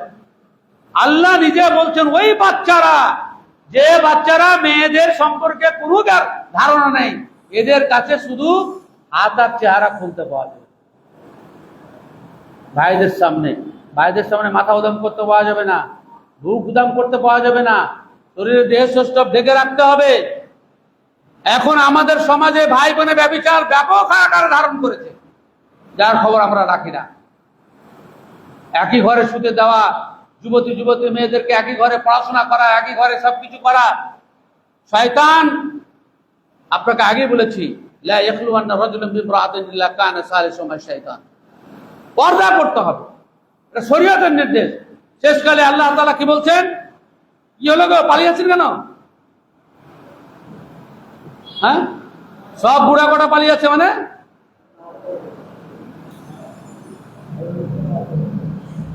ওই মসজিদে নাচ পড়ে এখানে নামাজ হবে না? নামাজের লিগে মসজিদ ভাগ করে নিয়েছে নাকি? ওয়ালা ইয়াজরিবনা বিআরজুলিহিন্না, আর কি করবেন বলে? যা কিছু আসছে আমাদের কর্মের ফল, মৌলবীরা বলুক আর না বলুক, আপনারা খুব ভালো করে বুঝেন যে মনে কত বিদ্বেষ আর বিশেষ উদ্দেশ্যে মসজিদে ঢুকেছি, সেখানে নামাজ পড়া যাবে না। আর এই নামাজ পড়তে গেল, আল্লাহ কাছে কৈফিয়ত লাগবে যে কি তুই মসজিদ বানিয়েছিলি, দল ভাগ করেছিলি, তো কেন নামাজ পড়েছিলি? সেই জন্য গেল। আর যেখানে টাইম হবে সেখানে পড়তে হবে। ইয়া রাব্বি আল্লাহুম্মা গফির লিকওমি আল্লাহুম্মা হাদি কওমি ফাইন্নাহুম লা ইয়ালামুন। অজ্ঞতা মানুষের যথেষ্ট অপরাধের কারণ। আল্লাহ তাআলা তারপরে কি বলতে জানেন? কোরআন পড়েন, উমর রাদিয়াল্লাহু তাআলা বলতেন, নিজের মেয়েদের বিবাহ দেওয়ার আগে সূরা নূর এবং সূরা আহজাব ভালো করে পড়াও, তারপরে শ্বশুর বাড়ি পাঠাও। এইসব মাসআলা আমাদের জানা নেই। সূরা নূর এবং সূরা আহজাব, এই দুটো সূরা মেয়েদেরকে ভালো করে পড়াও, এতে এই পর্দার সমস্ত বিধান মওজুদ রয়েছে, তারপর শ্বশুর বাড়ি পাঠাও। আমরা তো স্কুল কলেজ ইউনিভার্সিটিতে পড়াতে শুরু করেছি, এই সমস্ত শয়তানদের প্রবচনের খবরে পত্রিকা সোশ্যাল মিডিয়াতে মেয়েদেরকে পড়াইতে হবে, স্কুল পড়াতে হবে, হ্যান্ড পড়াইতে হবে। খুব লাভ হয়েছে, বিশাল লাভ আমাদের। জামাই খুঁজতে হয়নি, যখন যার সাথে মন গেছে চলে গেছে, আমরা তো বেঁচে গেছি আলহামদুলিল্লাহ। সেদিন দিল্লি থেকে এক বড় আলেম তবলিগ জামাতের বলছিলেন, প্রায় 1.5 লক্ষ মুসলিম মেয়েরা অমুসলিমদের ঘরে বিবাহিত হয়ে আছে। 1.5 লাখ। আমাদের সাগর দিতে, এটা তো মানে একটা, আমাদের সাগর দিতে 3টে মুসলিম মেয়ে অমুসলিমের সাথে বিয়ে করিয়েছে। 3টে। আমার বাড়ির পাশে কত যে মুসলিম মেয়ে তাদের সাথে তলে তলে প্রেম করছে। আপনারা মেয়েদের চরিত্র সম্পর্কে কোরআন হাদিস তো পড়েন না, এরা শুধু টাকা দেখে, টাকা আর একটু প্রশংসা করে দিলে পুরার সাথে অফিসিয়াল। রাসূল আকরাম সাল্লাল্লাহু আলাইহি ওয়াসাল্লাম বলেছেন সহিহ মুসলিমের হাদিস যে মা তারাকতু বা'দি ফিতনাতান আযাররিল লিজার মিনান নিসা, আমার পরে মেয়েদের মতো জটিল ফিতনা পুরুষদের জন্য আর ছেড়ে গেলাম না। পর্দা আমরা করি না। আল্লাহ তাআলা তারপরে বলছেন ওয়াতুবু ইলাল্লাহি জামিআন আইয়ুহাল মুমিনুন লাআল্লাকুম তুফলিহুন, হে মুমিনেরা তওবা করো আল্লাহর কাছে, যদি তাতে তোমরা প্রকৃত সফলতা অর্জন করতে পারো। রাসূল আকরাম সাল্লাল্লাহু আলাইহি ওয়াসাল্লাম বলেছেন দায়ুস কাকে বলে জানেন? দায়ুস যতই রোজা করেন আর যতই দিন করে, যত 14 বার হজ করেন, যদি আপনি দায়ুস হন জান্নাতে যাবেন না। দায়ুস হচ্ছে 3 ব্যক্তি জান্নাতে যাবেন, আল্লাহ তাকে হারাম করে দিয়েছেন। বিভিন্ন আছে, বিভিন্ন শব্দ এসছে, জান্নাত হারাম করে দিয়েছেন 3 ব্যক্তির জন্য, তার মধ্যে অন্যতম একজন হচ্ছে দায়ুস। সাহাবারা বলছেন যে দায়ুস কাকে বলে? দায়ুস হচ্ছে আল্লাযী লা ইউবালি মান দাখালা আলা আহলিহি,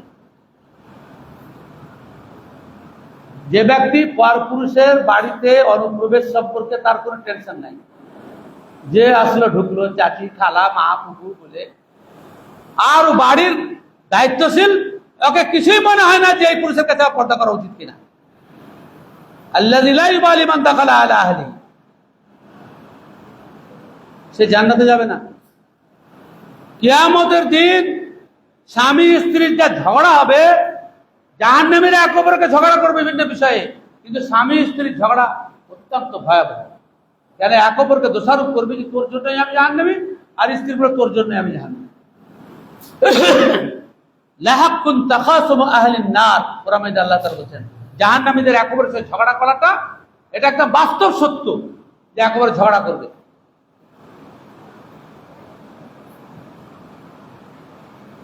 তারপরে আল্লাহ তাআলা কি বলতে জানেন?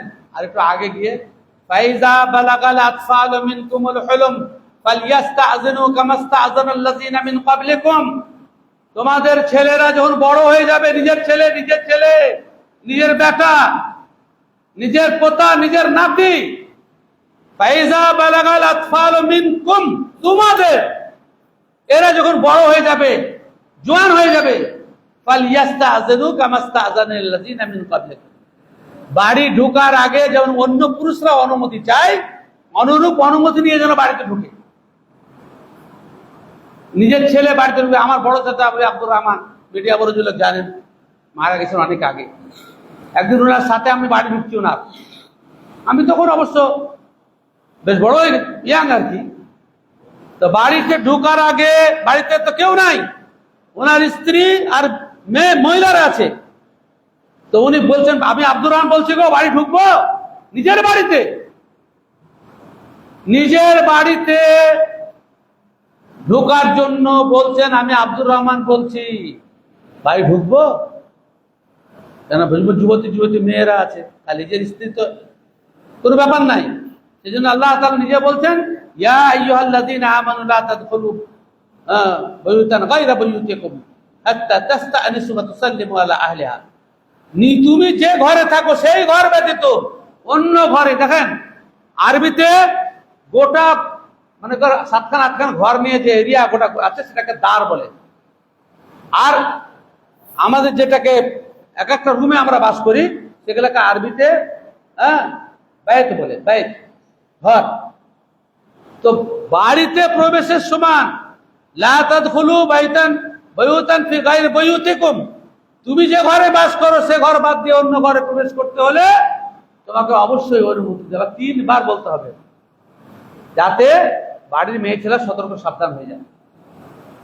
এক ব্যক্তি এসে বলছে যে আল্লাহ রাসূল, আমি আমার মায়ের ঘরে থাকি, সেবা করি, তার কাছে অনুমতি নিতে হবে ঘর ঢুকতে? আমি তার সেবা করি। রাসূল আকরাম সাল্লাল্লাহু আলাইহি ওয়াসাল্লাম বলছেন, অবশ্যই। তোর মায়ের সেবা করলো তো কি হলো? মায়ের ঘরে ঢোকার আগে অনুমতি নিতে হবে, মা আসবো আমি,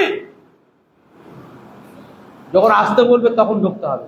রাসূল হাসান তার কারণ দর্শালেন যে আতুহিব্বু আন তারাহা উরিয়ানাতান, তুমি তোমার মাকে কি ন্যাংটা দেখতে চাও? হঠাৎ করে ঢুকে বললেন। নিজের বাড়ি হোক, যেখানে জোয়ান বেটি আছে, বৌমা আছে, বাড়িতে ঢোকার আগে সালাম দেন, আসতে পারি বাড়ি? হ্যাঁ, আপনার যদি স্ত্রী আর কেউ না থাকে, আপনাকে অনুমতির কোনো প্রয়োজন নেই, ঢুকে যাবেন, কোনো অসুবিধা নেই। কিন্তু বাড়িতে যেখানে মিশ্র সোসাইটির বসবাস, যেখানে বউ আছে, বড় মেয়েরা আছে, সেখানে আপনাকে বাড়িতে ঢোকার আগে অনুমতি চাইতে হবে, সালাম দিতে হবে। আমরা তো সালাম পরের জন্য আমাদের নির্দিষ্ট, ছেলেদের জন্য, বিবির জন্য সালাম নাই।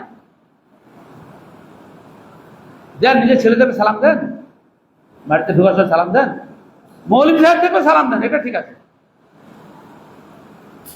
কিন্তু নিজের বেটাকে সালাম দেন, বউকে সালাম দেন, অথচ তারাই সালামের হকদার। সালাম মানে কি? তোমার শান্তি হোক, মানে আপনারা বউকে সালাম দেন না, মানে অর্থ দাঁড়াচ্ছে বউ তুমি অশান্তিতে থাকো আর অন্য লোক শান্তিতে থাকে, অথচ এরাই হকদার বেশি। বাড়িতে সালাম দিয়ে ঢুকেন, ছেলেদেরকে সালাম দেন।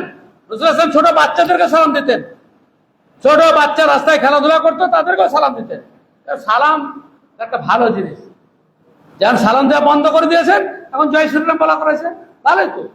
একটা কাজ যখন করবেন না, তার একটা কাজ করাবে, আল্লাহ তাআলা আযাব দিয়ে আছে নাকি? সালাম দিতে হবে, সালাম দিয়ে অভ্যাস করতে হবে। পর্দার ব্যাপারে একটা গুরুত্বপূর্ণ বিষয় যেটা হচ্ছে, সেটা হচ্ছে যে অনুমতি তো চাইতেই হবে। নিজের ঘর ছাড়া অন্য ঘরে গেলে অনুমতি চাইতেই হবে আপনাকে, এবং অপেক্ষা করতে হবে, আপনাকে অপেক্ষা করতে হবে। ঘরের দরজা খোলা আছে, ফুটো দিয়ে তাকাতে পাবেন না। বাড়ি থেকে যে আপনি ডাকছেন, আজকাল তো মুসলমানদের বাড়ি প্রচুর টাকা খরচ করে বাড়ি করলো, আর বাড়ি উদান, যে রাস্তায় যাবে সেও দেখতে পাবে, এমন করে দরজা করছে ডাইরেক্ট, যে ঢুকবে সে দেখতে হবে, যে রাস্তা দিয়ে হাঁটবে সে দেখতে হবে। বাড়িটাকে ইনডাইরেক্ট করতে হবে। বাড়ির ভিতর যদি দেখতে কেউ ইচ্ছাকৃত দেখে, সেই মুসলিমের হাদিস, তার চোখকে নষ্ট করে দাও, তার চোখকে নষ্ট করে দাও। যে এতটা শরীয়তে পড়াপড়ি, ফুটো দিয়ে কোনো মেয়ে ছেলেকে দেখা, বাড়ির দরজা খুলে আছে, আপনি সাইড থেকে ডাকেন, সরাসরি সামনে দাঁড়াবেন কেন? সরাসরি সামনে দাঁড়ানো যাবে না। ছেলে মেয়ে উভয় যদি আমরা পর্দা না করি, পুরুষ হয় পর্দা নাই, পর্দার কত পড়া করে দেখেন। মসজিদে নামাজ পড়তে আসবেন তো সাহাবাদের যুগে, আপনি মক্কা মদিনায় গেছেন, যারা গেছেন, কেউ হয়তো হাজি আছেন তো বসে নাকি এই এলাকায়, যারা গেছেন দেখবেন যে মেয়েরাও আছে, ছেলেরাও আছে। আপনি ইচ্ছাকৃত মেয়েদের কাছে গিয়ে দাঁড়ালেন, মানে কাতারের শেষে, যেখান থেকে মেয়েদের স্টার্ট। আর কিছু কিছু মেয়ে ছেলে আছে যারা মেয়েদের পিছন কাতার না থেকে আগে কাতার আছে, বেটা ছেলের গন্ধ পাওয়া পড়ে। রাসূল আকরাম সাল্লাল্লাহু আলাইহি ওয়াসাল্লাম বলছেন, এটা জঘন্য কাতার, জঘন্য কাতার। যারা ইচ্ছা করে যে আমি প্রথম কাতারে দাঁড়াই, তাহলে বেটা ছেলেদের ফুসফাস শুনতে পাবো, আর যার যে মেয়ে বেটা ছেলেরা পিছনে পিছে থেকে মেয়ে ছেলের কাছে দাঁড়ায়, এই নিয়তে যে মেয়ে ছেলেদের কাছাকাছি তাদের পিছনে গন্ধ পাবো, রাসূল আকরাম সাল্লাল্লাহু আলাইহি ওয়াসাল্লাম এদেরকে মন্দ কাতার বলেছেন, মন্দ কাতার।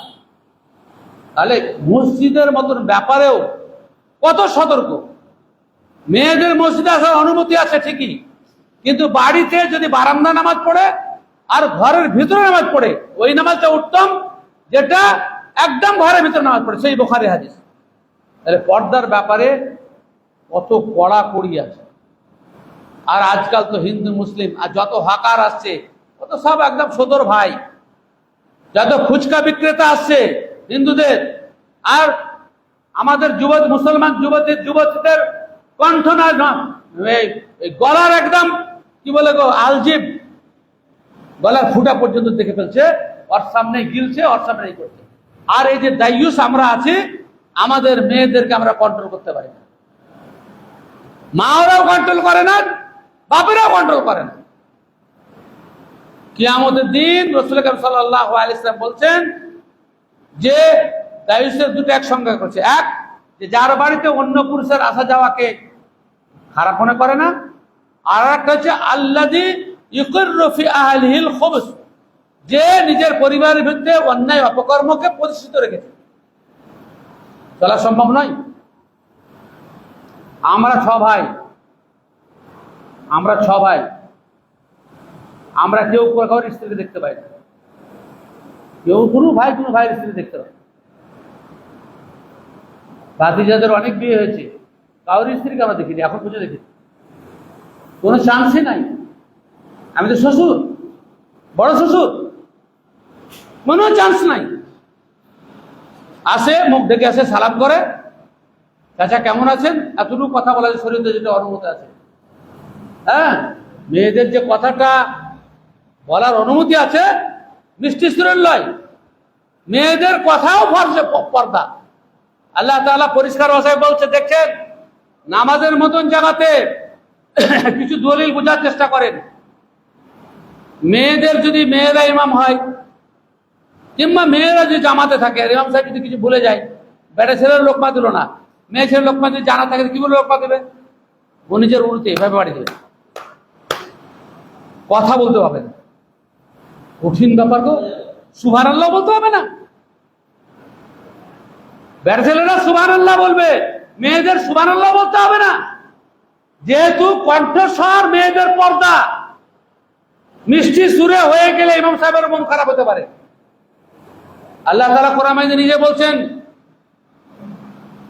ইন ইত্তাকাইতুন্না ফালা তাখযা'না বিল কওল ফায়াতমা'আল্লাযী ফী কলবিহি মারাদুন। আল্লাহর ভয় যদি মেয়েদের থাকে, তোমাদের মেয়েরা থাকে, মিষ্টি সুরে কাউরির সাথে কথা বলিও না। ফায়াতমা'আল্লাযী ফী কলবিহি মারাদুন, যে পুরুষের মনে দুষ্টামি আছে তোমার সুর শুনে ও স্বাদ উপভোগ করবে। আল্লাহ যে বলছেন, মেশিন যে তৈরি করেছে, মেশিনের ভিতরে খবর সে বলতে পারবে, কেউ বলতে পারবে?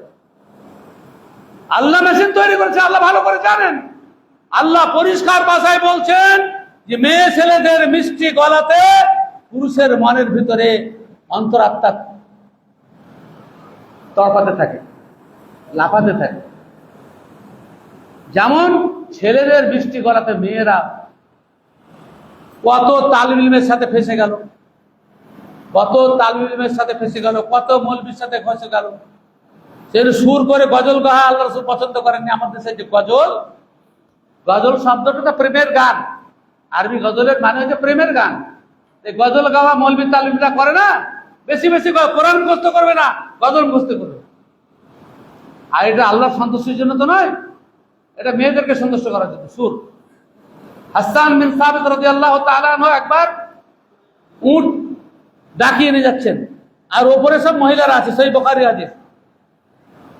তো দুটো কারণ ছিল, সুর করে আরবি কবিতা পাঠ করলে উট জোরে চলে, আর সুর করলে রাসূল সাল্লাল্লাহু আলাইহি ওয়াসাল্লাম বিবিরা আছেন তাদের অন্তর খুব দিল নরম, যে কোনো পুরুষের মধ্যে আকৃষ্ট হয়ে যেতে পারে। সেই জন্য রাসূল আকরাম সাল্লাল্লাহু আলাইহি ওয়াসাল্লাম বলেন, লা তুকসিরিল কাওয়ারি, হ্যাঁ, কাঁচগুলোকে ভেঙে দিও না। মানে মেয়েরা কাঁচের মতো নরম, তাদেরকে ভেঙে দিও না, তাদের মন দুর্বল। হ্যাঁ, তো ব্যাপারটা যেটা হচ্ছে, মিষ্টি সুরে আজকাল তো মাদ্রাসা খুলে রেখেছে মৌলবীরা, 15 মৌলবী সাহেবরা মাদ্রাসা খুলে রেখেছে, আর মাদ্রাসাতে প্রোগ্রাম করছে যুবতী মেয়েদেরকে দিয়ে, আর সোশ্যাল মিডিয়ায় ছেড়ে দিয়েছে। এদের ঠিক কি হবে আখিরাতে আল্লাহ পাক ভালো জানেন। মাদ্রাসা তো দিনের জন্য খোলেনি, নিজের ইনকামের রাস্তা নেই, একটা মাথা খুলে দিই, ওখান থেকে সংসার চলবে আর তথাকথিত দিনের খিদমত হবে। শরীয়ত উল্লঙ্ঘন করে মাদ্রাসা শিক্ষা দেওয়ার কথা শরীয়তে কোথাও নেই। গার্জেন নেই, অভিভাবক নেই, যেখানে অভিভাবকবিহীন বাইরে সফর করা নিষেধ, সেখানে বছর পর বছর অভিভাবকবিহীন পরপুরুষের কাছে থেকে গেছে। ঠিক থাকে বললিস, শরীয়ত বিরোধী কার্যকলাপ চলছে, তা আবার বেটা ছেলে শিক্ষকের মাধ্যমে।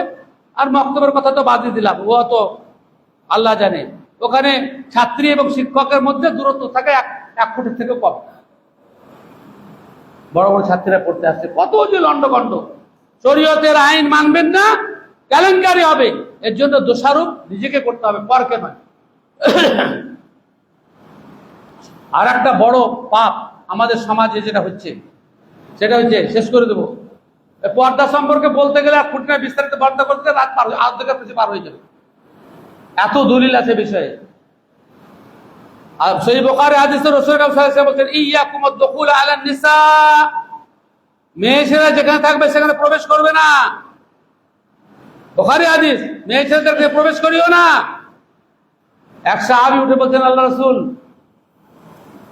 হামু সম্পর্কে আপনার মানে ফয়সালা কি, আপনার হুকুম কি, আপনার আদেশ কি? হাম শব্দ আরবি একটা শব্দ, হামা ইয়াহমি, এর মানে হচ্ছে যে বিবাহের মাধ্যমে একটা মেয়ে ছেলে শ্বশুর বাড়িতে এসে যে সমস্ত পুরুষের নিরাপত্তার মধ্যে থাকে, তার রক্ষা করে মেয়েটাকে, তারা হচ্ছে হাম। তারা হচ্ছে শ্বশুর, তার শ্বশুরের ব্যাপারে সামনে যাওয়ার অনুমতি তো আল্লাহ তাআলা আগে দিয়ে দিয়েছেন অন্য আয়াতে। আমাদের দেশে দেওর, হ্যাঁ, দেওর শব্দটা তো একদম কাবিরা গুনাহ। দেওর শব্দ মানে জানেন তো, দ্বিতীয় বর, এটা হিন্দি শব্দ, সংস্কৃত শব্দ। দি বর বাংলায় উর্দুতে হয়ে গেছে দেওয়ার, আর আমাদের কাছে দেবর, কিন্তু আসল হচ্ছে দ্বিবর, দ্বিতীয় বর। হ্যাঁ, যেমন আমাদের পুরুষেরা বলে শালি অর্ধেক ঘরওয়ালি, শালি অর্ধেক ঘরওয়ালি। হ্যাঁ, সেজন্য বোনের সাথে রসিকতা করে, বাড়ির লোকেরা কিছু মনে করে না, যে এটা বোনের, এটা শালিদের অধিকার, আর বোনরা বলে এটা আমাদের অধিকার, এসব চলবে। আর দেওয়ারের সাথে অনুরূপ ভাবে মেয়েটাকে শ্বশুর বাড়িকে দেওয়ারের সাথে হাসি মজাক করে, দ্বিতীয় বর যেহেতু। এটা কুরু পাণ্ডবের দেশ, তো কুরু পাণ্ডবের দেশ।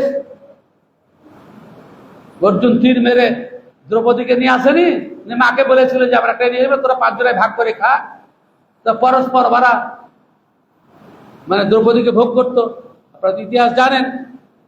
হ্যাঁ, তো এক ভাই ভিতরে রেখে আছে, জানতে পারেনি, অন্য ভাই ঢুকে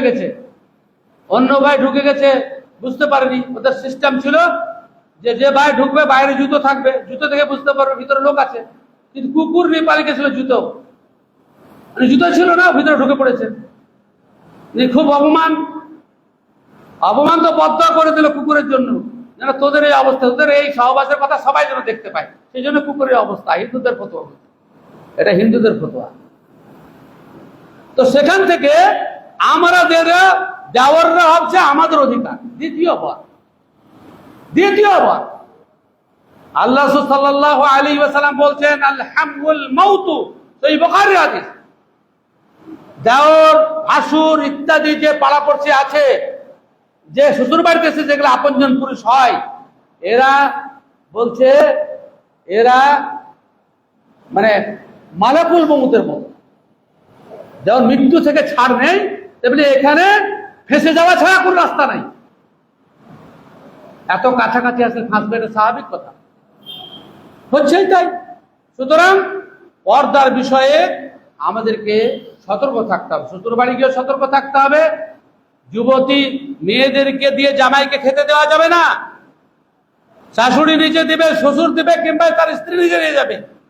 কোন যুবতী মেয়েকে দিয়ে দুলা ভাইকে খাবার খেতে দিতে যাওয়া যাবে না, কোন গল্প করতে যাওয়া যাবে না। অনুরূপভাবে শ্বশুর বাড়িতে মেয়েটা আসার পরে অন্য কোন পুরুষ গল্প করবে, একমাত্র ওই পুরুষ যাদের ব্যক্তি সত্তা কিছু নাই, তারাই একমাত্র নিজের বউকে অন্যের সাথে গল্প করতে দেয়। কেন গল্প করতে দেবেন? না, এটা হারাম, কাবিরা গুনাহ। সুতরাং এই বিষয়ে আমরা সতর্ক হই, সাবধান হই। পর্দার বিষয়ে, পোশাকের বিষয়ে ইসলাম 6টা শর্ত আরোপ করেছে। ছেলে হোক আর মেয়ে হোক, 6টা শর্ত যে থাকে তো ওই পোশাক হালাল, আর না তো পোশাক হারাম। 1 নম্বর হচ্ছে পোশাক ঢিলা ঢালা হতে হবে, নারী এবং পুরুষের। 2 নম্বর হচ্ছে পোশাক পাতলা হলে হবে না, যে শরীরের যেগুলো ঢাকা দরকার সেগুলো দেখা যাচ্ছে, এমন করা যাবে না, ছেলে হোক কিংবা মেয়ে হোক। ছেলেদের হাঁটু থেকে নিয়ে কোমর পর্যন্ত পর্দা, সম্পূর্ণ যেন ঢাকা থাকে, বুঝতে না পারা যায় যে কোন জায়গায় কি আছে, দেহ ষষ্ঠ। আজকাল যে টাইট পোশাক পরছে ছেলেরা, প্যান্ট, জিন্সের প্যান্ট, হারাম, একদম হারাম। কেননা ওর সব কিছু বোঝা যায়, পাছার আকৃতি বোঝা যায়, প্যান্ট পরে যে সেজদা যায়, পুরো রীতিমতো ভিতর থেকে সব দেখা যায়। হারাম পোশাক এটা। হ্যাঁ, আমাদের যুবকেরা অমুসলিম দেশে বসবাস করতে গিয়ে সব ওদেরকে নকল করছে। হ্যাঁ, টাইট হলে চলবে না, এবং ঢিলা মানে পাতলা হলে চলবে না। পোশাক কোন পুরুষ মেয়েদের মতো পোশাক পরবে না, কোন নারী পুরুষদের মতো পোশাক পরবে না। যারা পোশাকের মাধ্যমে চলে যায় পুরুষ এবং নারী। পুরুষেরা আজকাল তো মেয়ে ছেলেদের চিকুন গাল দেখে দাড়িকে চেষে গালকে চিকুন করে, দাড়ির দ্বারা বেড়ে ছেলে চেনা যায়, তো বিড়ি ছেলে সাজার জন্য সবকে লাল করে রাখছে। মেয়ে সাজার একটা ধান্দা, তা কি হয়? প্রতিদিন সকালবেলায় খুঁজখুঁজ হয়ে বের হয়েছে, আটকাতে পারছে না, তাও রোজ কেন চেষ্টা করা হচ্ছে। আল্লাহ যে সিস্টেমকে তৈরি করে রেখেছে, সেই সিস্টেমকে তো বন্ধ করতে পারছে না। তবে একটা আমি গবেষণা করে একটা জিনিস বের করেছি, আপনারা এই সুযোগ নিতে পারেন, আপনারা এই সুযোগ গ্রহণ করতে পারেন। সেটা কি? আপনারা দেখেছেন ছাগলের বাচ্চাগুলোকে প্যারাই করে দেওয়া হয়, তখন আর দাড়ি বেরোয় না, খাসির দাড়ি বেরোয় না। কিন্তু যখন পাঁঠা ছেড়ে দেয় তখন মানে ওর অন্ডকোষ বের করে না, তো আর দাড়ি বেরিয়ে যায়। তো ছেলেদের যদি ওইভাবে ছোট বয়সে মানে খাসির মতন প্যারাই করে দেন, ওদের গাল বেরিয়ে ছেলে মতন চকচকে হয়ে থাকে। রোজ ব্লেড ধোয়ার পর দরকার পড়বে, হ্যাঁ, টাকা খরচ হবে না, কিছু হবে, চিকুন হয়ে থাকবে। হ্যাঁ, এ কাজটা করতে পারেন। আল্লাহ তাআলা যে জিনিসটা মানুষকে জন্মগতভাবে সৃষ্টি করেছেন, আজ বছরের মধ্যে পার্থক্য, আমরা মেয়েদের মতো আচরণ করছি, মেয়েদের মতো পোশাক পরছি, মেয়েদের মতো সবকিছু করছি। ইসলামের দৃষ্টিতে হারাম, পরিষ্কার হারাম, কিন্তু মানুষ বুঝে না। শরীয়ত যেখানে বাধা দেয় সেটাকেই শ্রেষ্ঠ মনে করে, সেটাকেই শ্রেষ্ঠ মনে করে। যাই হোক, তো হারাম হচ্ছে ছেলে এবং মেয়েদের জন্য, যে ছেলেরা মেয়ে ছেলেদের পোশাক করবে না, মেয়ে ছেলেদের পোশাক করবে না। আর একটা শর্ত হারাম, মেয়েদের পুরো পায়ের পাতা ঢেকে থাকতে হবে, আর ছেলেদের গিটের উপরে থাকতে হবে। নিয়ম হচ্ছে এই পর্যন্ত। এই যেন আমার জন্য পায়জামা আছে, এটা জিনিসের সাপ, সেই বুখারী হাদিস, ছেলেদের পোশাক হবে এই পর্যন্ত। আজকাল বর্মাটা পরে বেড়েছে সব লোকে, কাছাকাছি অনেকটা। ছেলেদের পোশাক এটা, মাঠে কাজ করতে হবে, মেহনত করতে হবে, লটপেটা পেশা পেশা করলে হবে? তো ছেলেদের পোশাক এতটা উঁচু থাকবে। আল্লাহ সাল্লাল্লাহু আলাইহি ওয়াসাল্লাম বলছেন, ফাইন আবাইতা, তুমি যদি অমান্য করো তাহলে ফাইনাল কাবাইন, এই গিটের উপর পর্যন্ত। যে কয়েকজন ব্যক্তির দিকে আল্লাহ তাআলা রহমতের দৃষ্টিতে দেখবেন না, তার মধ্যে একজন হচ্ছে যে গিটের নিচে পোশাক করবে, কাবীরা গুনাহ, কথাই বলবে না আল্লাহ তাআলা। সুতরাং ব্যাপারে সাবধান এবং সতর্ক হন। আর মেয়ে ছেলেদের আরেকটা শর্ত হচ্ছে, পোশাকে কোনো প্রকার খুশবু ব্যবহার করবে না, খুশবু ব্যবহার করবে না। মেয়ে ছেলেদের রং যদি ব্যবহার করতে পারে, সে রং শুধুমাত্র স্বামীদের জন্য, ও রং অন্য কাউকে দেখালে হবে না। ঈদের সময় যুবতী মেয়ে ছেলেরা, আমাদেরই মেয়েরা, হ্যাঁ, আজকাল সব মেহেন্দি পরে অমুসলিমদের মতন ঘুরে বেড়াচ্ছে, নির্লজ্জ। স্বামীরা কোনো কিছু বলে না, একমাত্র সেই দেখবে, স্বামী দেখবে, অন্য কেউ নেই। আর খুশবু মেয়েরা মেখে বাইরে যেতে পাবে না। রাসূল আকরাম সাল্লাল্লাহু আলাইহি ওয়াসাল্লাম বলেছেন, আইয়ুমা ইমরাআতিন ইস্তা'দারাত ফামাররাত বিল মাজলিসি ফাহিয়া কাযা ওয়া কাযা, ইয়ানি জানিয়াতান।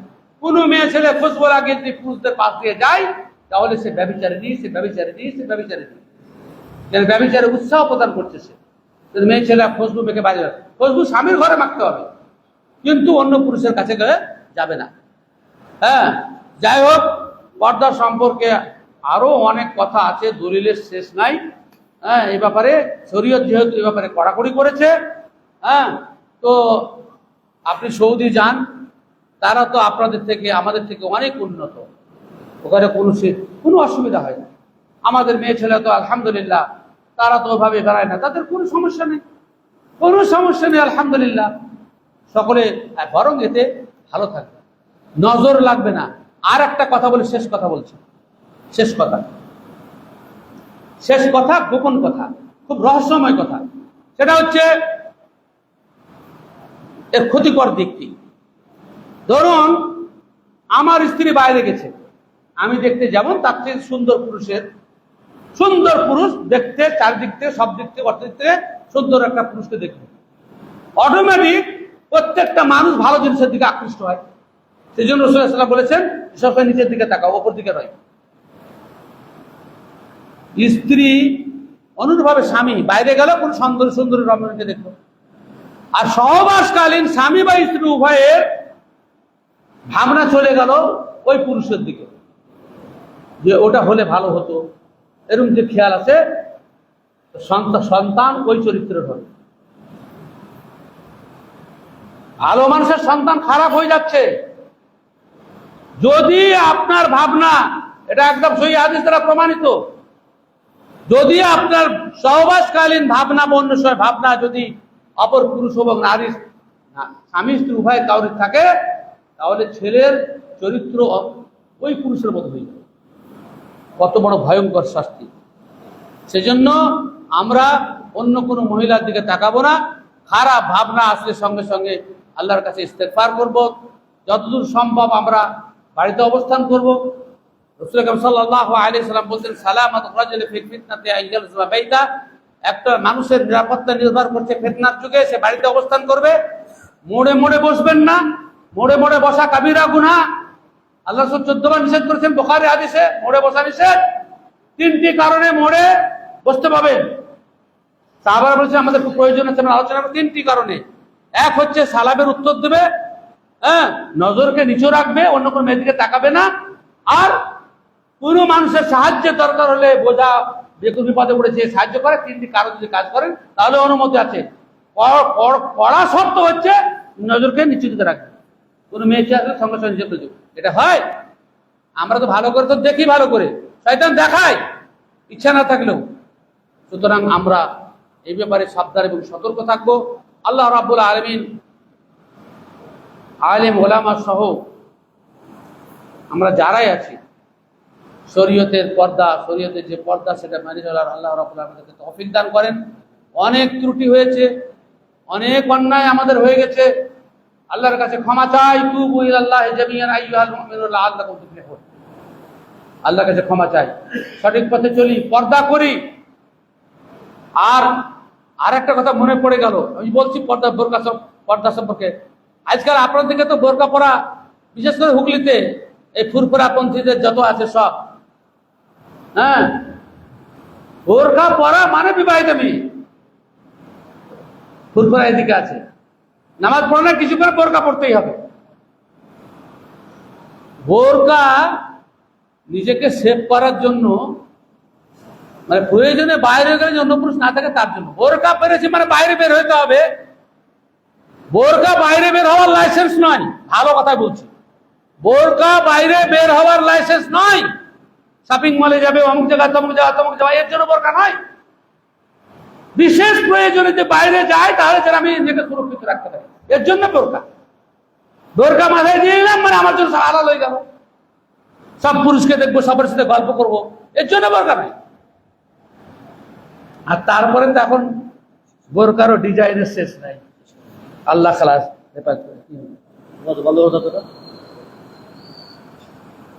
সম্মানিত ভাইরা, আমরা যখন আলোচনা শ্রবণ করলাম